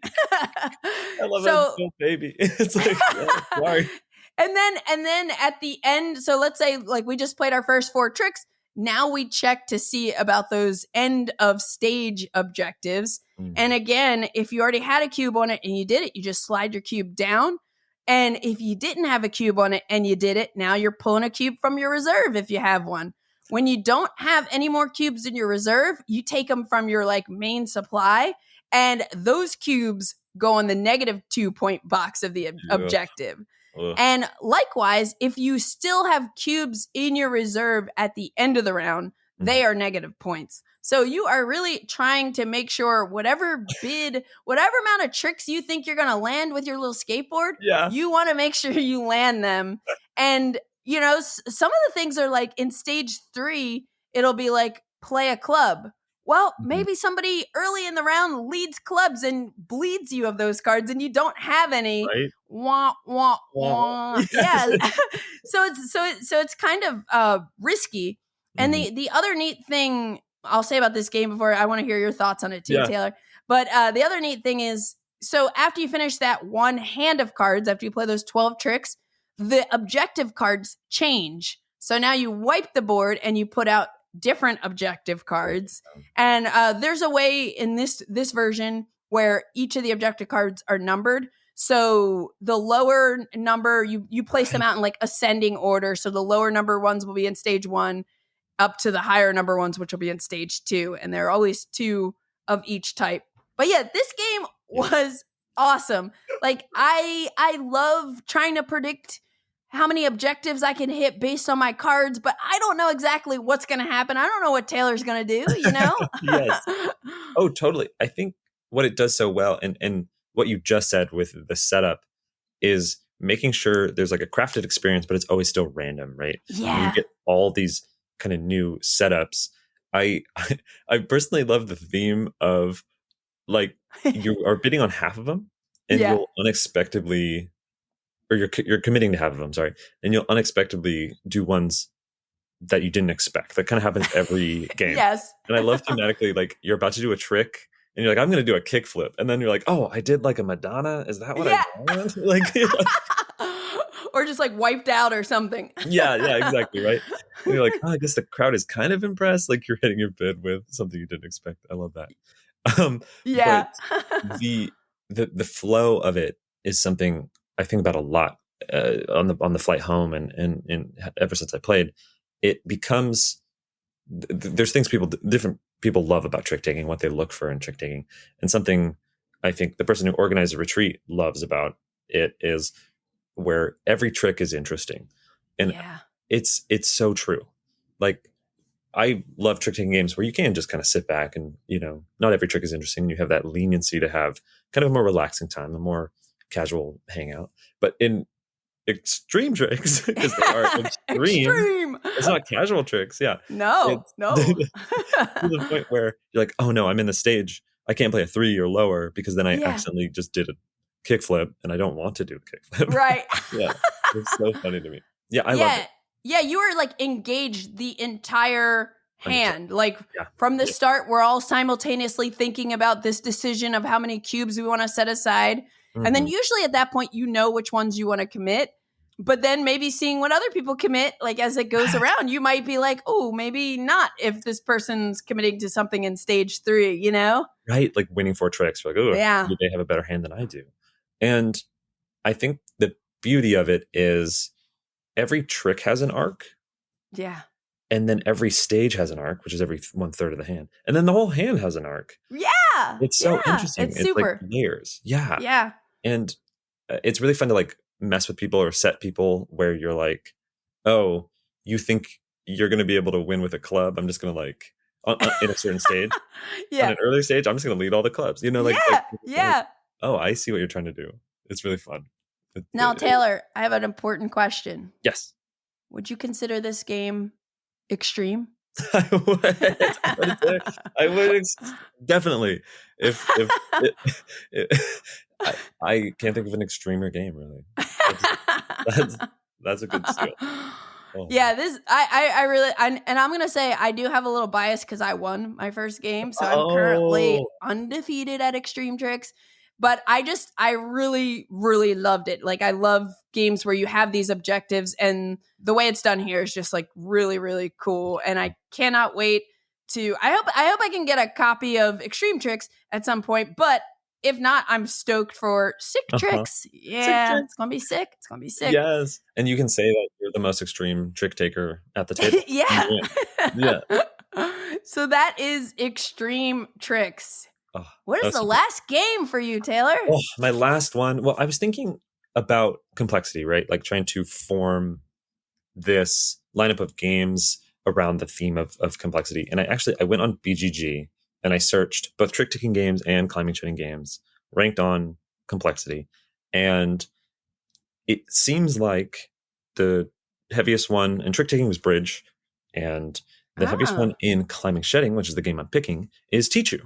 So nice. Tichu has been around since 1991, and it's designed by Urs Holstetler and published by so many people at this point. Like on BGG, you go to the publisher and it says 15. It's just like a name. Yeah. It's been around. That classic thing on BGG, where you're like, this. There's so many different editions. In fact, one of the cool things at the retreat was someone had a Japanese version of Tichu, and it was really cool to see how it was made and have different wands. And I know there's people who have Tichu decks, like custom decks, and that's cool from Amazon. But so the hook to Tichu, it's a climbing shedding game where it's partnership. And I think my last kind of level of complexity is, do you have a partner or not changes so much. Like I just mentioned, Bridge and Tichu being the most extreme. Yeah, the most genres. extreme. Yes, the most extreme and complex games in their category for BGG, like BGG raters will say that. And they both are partnerships, right? Where you're trying to intuit what your partner wants from you, what your partner wants to do, trying to signal to them. Like, it's interesting to have a game, have it be complex, and then add, oh, also you're on a team, you can't really communicate with another person. It adds just another layer, to this Cool. this onion of complexity. But so it's a team game. You are trying to go out with your teammate. The best thing you can do is both you and your teammate go out before the other two players do. And then there's some points on cards. There's some bombs, which, are wild combos. There's so many different layers to the game. But what was wonderful was I was in a Tichu tournament at that retreat. And it's just great to have, again, another level of complexity is playing the same players and playing players who know the game super, super, super well. Again, because when they play super, super well and they're at this caliber, it's another level of, okay, so cool. Well, I know this player is an aggressive player. I'm going to pass a worse card to them and a better card to the other player who might not try to, be too aggressive. It was so much fun. Just Deep. to hear. Yeah. Tichu, I would say, easily one of the heaviest climbers, up there with, Haggis and stuff. Just an absolute joy. So yeah, that's my last game. Yeah. Cool. So I back right when I was starting to kind of work part-time and write in BGG news, the timing worked out really well where I got to go to a little BGG retreat, and some people in the BGG team, I don't remember exactly who, but taught me Tichu for the first time. And I loved it. And I bought the app, I got my own deck, and then I never played it again. And that was 2020. So I need to get back to this one. I do have a few friends in LA that love Tichu. Is it like a lifestyle game for them? I know there's yeah. So I might do that, but also the last game I'm going to talk about though might pull me in even a little bit more. Ooh, okay. Yeah, so I played a game called La Bâtarde, which I believe translates to the bastard. And this is a French trick-taking game, which was gifted to me. A listener of the pod, friend of mine who reached out to me sometime last year after I did a trick-taking related episode with Jonathan Cox from John Gets Games. Oh, yes. Roman from France reached out and said, if you love trick-taking games, I would love to meet up with you in Essen if you're going to Essen, because I want to show you some games. And I was like, that sounds awesome. So we exchanged a couple messages, and then we actually did get to meet up in Essen, and Roman kindly handed me a copy of La Bâtarde. And I have, since that moment, I've been wanting to play it. So first I had to get the English rules because it's a French game. And then he also recommended playing it with a higher player count, 5 or more. So I tried to take it a couple places. I remember I brought it with me, I think, to PAX Unplugged. But I wasn't finding myself in situations where I could get it played. I was also a little intimidated because I read the rules, but there were some things I'm like, ooh, we got to sit down and kind of play this to figure it out a little bit. Right. But I'm jumping ahead. This is a game from 2004. It's designed by Jules Marconier. And it's listed as self-published on BGG, but it is on the labâtarde.com website, distributed by Wilson Zhu. And it plays with 3 to 8 players. Again, it's a French trick-taking game. And it's one of these games where you want to hit your bid as often as possible. So there are never positive points awarded. Oh, I guess 0 if you consider 0 positive. But what happens is you lose 1 point per trick that you're off. So if you bid, I'm going to win 3 tricks, and you win 5, you're off 2, so you lose 2 points. Of course, there's a way that can be doubled and quadrupled. So maybe this is pretty extreme. I don't know. But after you get your hands of cards, you're going to bid on how many tricks you think you're going to take. But this is also how we're going to decide on what the trump suit is for the round, or trump suits, potentially. And there's another little twist in the game where when you do play with 5 or more players, you play with 2 decks. So you play with 2 matching decks. and one deck has the rank of the card underlined. So I played 2 6-player games, so we were using both decks. And initially we got it wrong, where I told everybody the underlined version of the card, like if I play a King of Spades, but it would be an R, a Roy, I guess, in French. If I play the R of Spade underline and someone else throws an R of Spade, the simple version without the underline, the underline is always stronger. That's wrong, because you kind of determine that, you figure that out during the bidding process of how many tricks you're going to win and when Trump is going to be set. So this so far is probably sounding like the Dream Theater or Mars Volta of trick taking games. And if that's how it sounds, you're right. Yeah, no, it's not that crazy, but I think it was a little harder for us because the cards. So let me tell you about the cards. The cards in the game, you don't have any cards with numbers. So here's another bit of complexity. You have a cat, which is the weakest card, then a dog, which is the next weakest. And then you have groupings. You have a set of carnival cards. So you have a juggler, a musician, and then the fool. And then you have the royalty cards, which are similar to Jack, Queen, King, but the French version. So you have the V, the valet, the cavalier, the dame, and the Roy. And the Roy is equal to the king in English cards. So that's the order. But for the Trump suit only, the carnival suits are stronger than those royalty suits. So you kind of have to remember, you flip them around. Thankfully, the graphic design on the cards is really good. And they have these little pips. So the regular royalty suits have full colored, solid colored pips. And then the carnival cards have hollow pips. So, if hearts are Trump, I'm going to know that my hollow pip cards are stronger than my full solid pips. But these are all things that are adding complexity. Again, there are no numbers on any of these cards. So that's one of the hardest things getting started. Yeah. But then let's talk about the bidding some more. So after you get your hand of cards, the other thing that's wild about this, and we played the full game. Technically, you can play as many hands as you want till, we play 4 times around. But we went extreme with this one. And we played the full game, which in a 6-player game, the first hand you deal 7, second hand you deal 8, 9, up to 12, and then you go back 12 to 7. So we played 12 hands of cards. I think the first game we skipped the second 12, and we just started going back down with 11.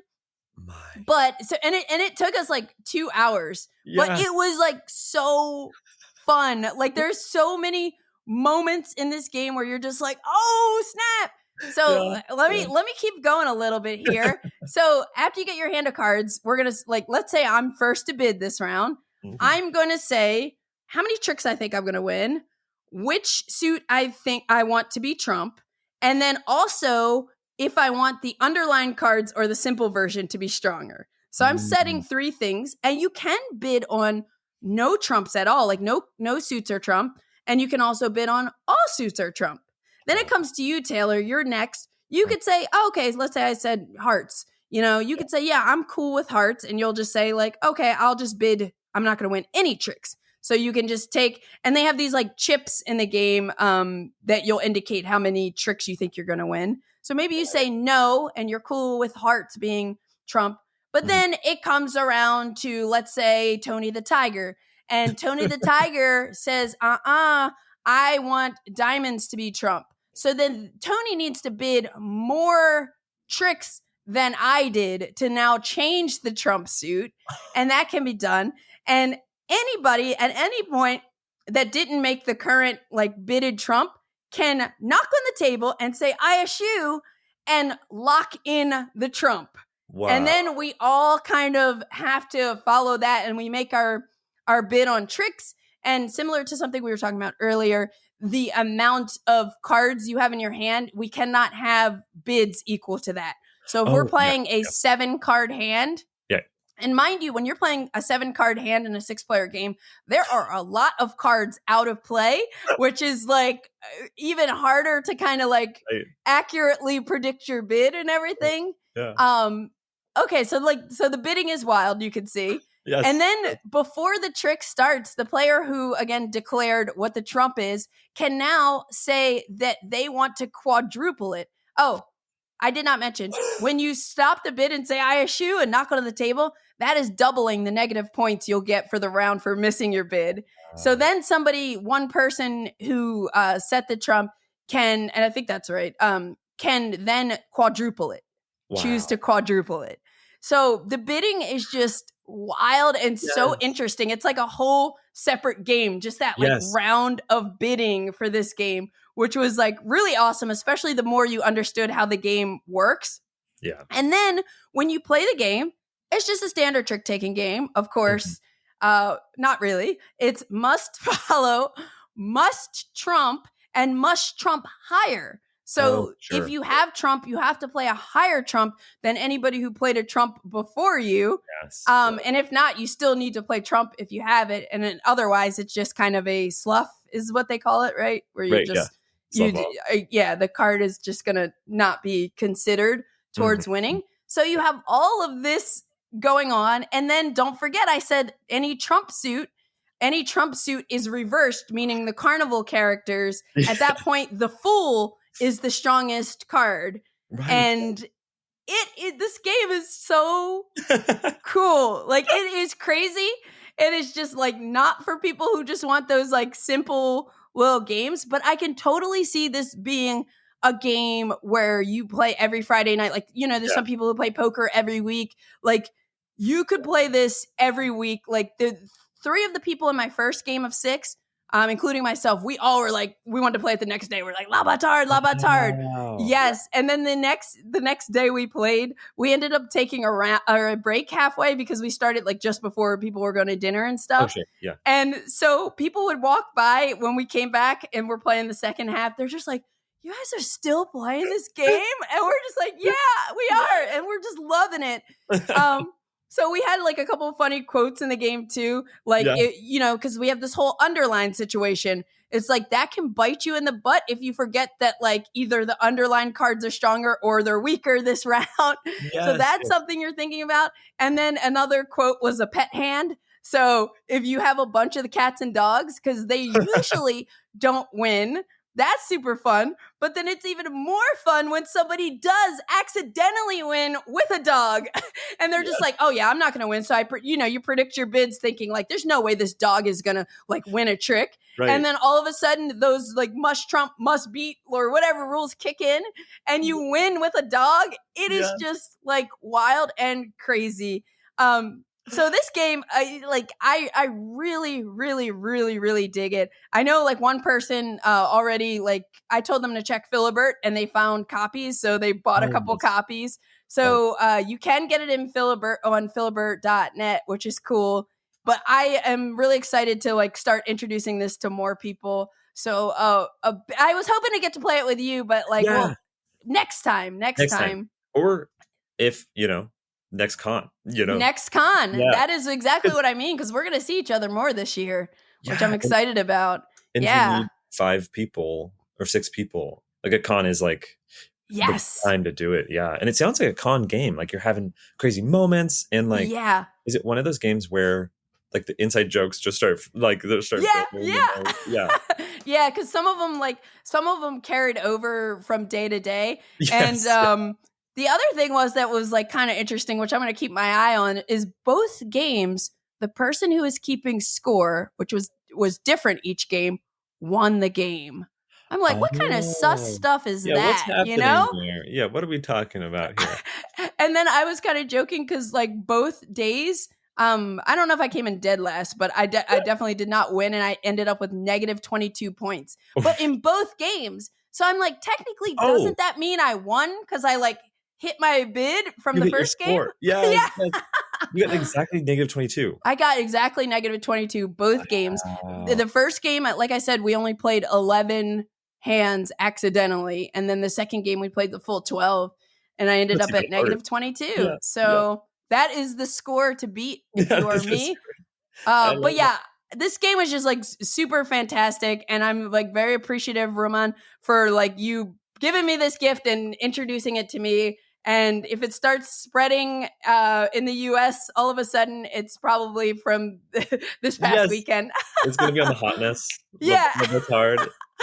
Wait, so who's the bâtarde? Who is it? The winner of the game or the person That's who a good loses? question.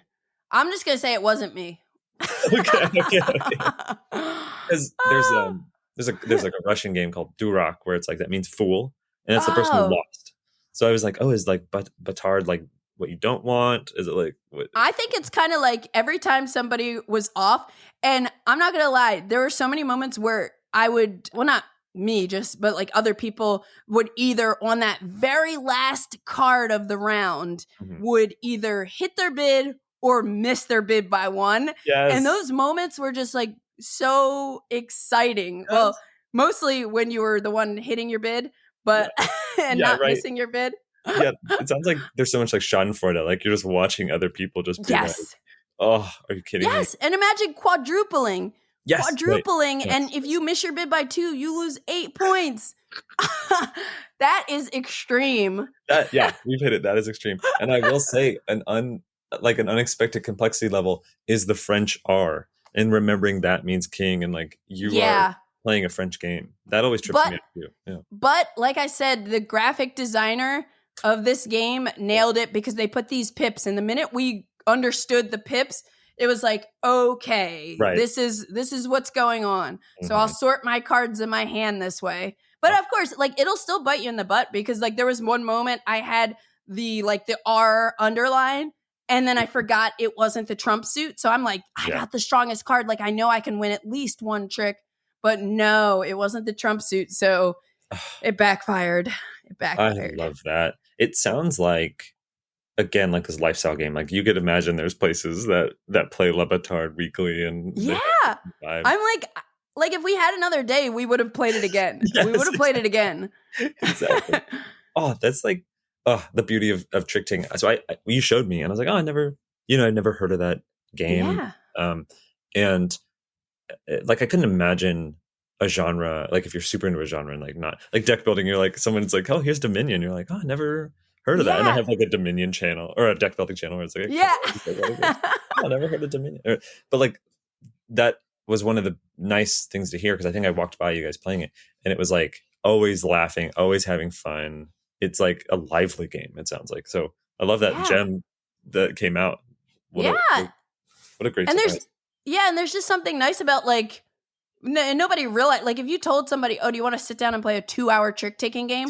Most Yes. people would probably run away, but like we just all enjoyed each other's companies for both of those games, and we just had a blast. Like I don't even know how like what exactly it was, but it was just fun, and we all enjoyed it. Like those moments of seeing someone get screwed, those moments of you just making your bid is like so satisfying. Yeah, I'm a big fan of this game, and I'm like definitely gonna like be playing it more regularly now that I know how it works. And I hope anyone out there who's listening, Roman, looking at you, if I got any rules wrong, please let me know. Yeah, totally. But like I think we got it right. I think we got it right. But yeah, it was fantastic. So that is La Bâtarde, and I wanted to end on a note of like one of the extremes of games that I played recently. And this one is definitely like complex, but you can figure it out, especially if you play with the same group and make it a regular thing. Like it's a really, really enjoyable game. Oh, I love that. Yeah.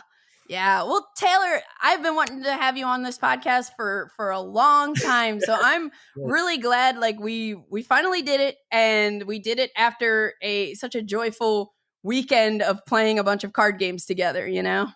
Yeah, it seemed so wonderful to segue from that to this podcast, and it's just on my mind.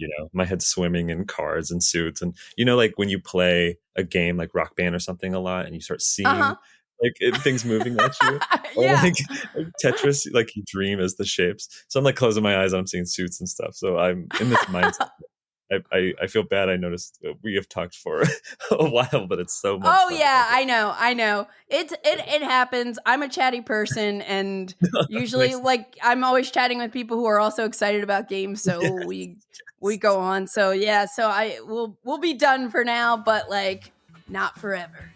No, not at all. So thank you so much for having me. I could wax poetic on this, and especially complexity on this. Like, I think that's such an interesting topic. Yeah, it's cool to think about. Yes, exactly. So much fun. Thank you. You've been listening to the Board Game Geek podcast, produced and edited by Candace Harris. Special thanks to Matt Fonda for editing and mixing our music. Be sure to visit us on the web at boardgamegeek.com. You can also find us on YouTube, Twitter, Blue Sky, Instagram, Facebook, TikTok, and Twitch under Board Game Geek. You can reach us by email at podcast@boardgamegeek.com. Thanks for listening, and happy gaming!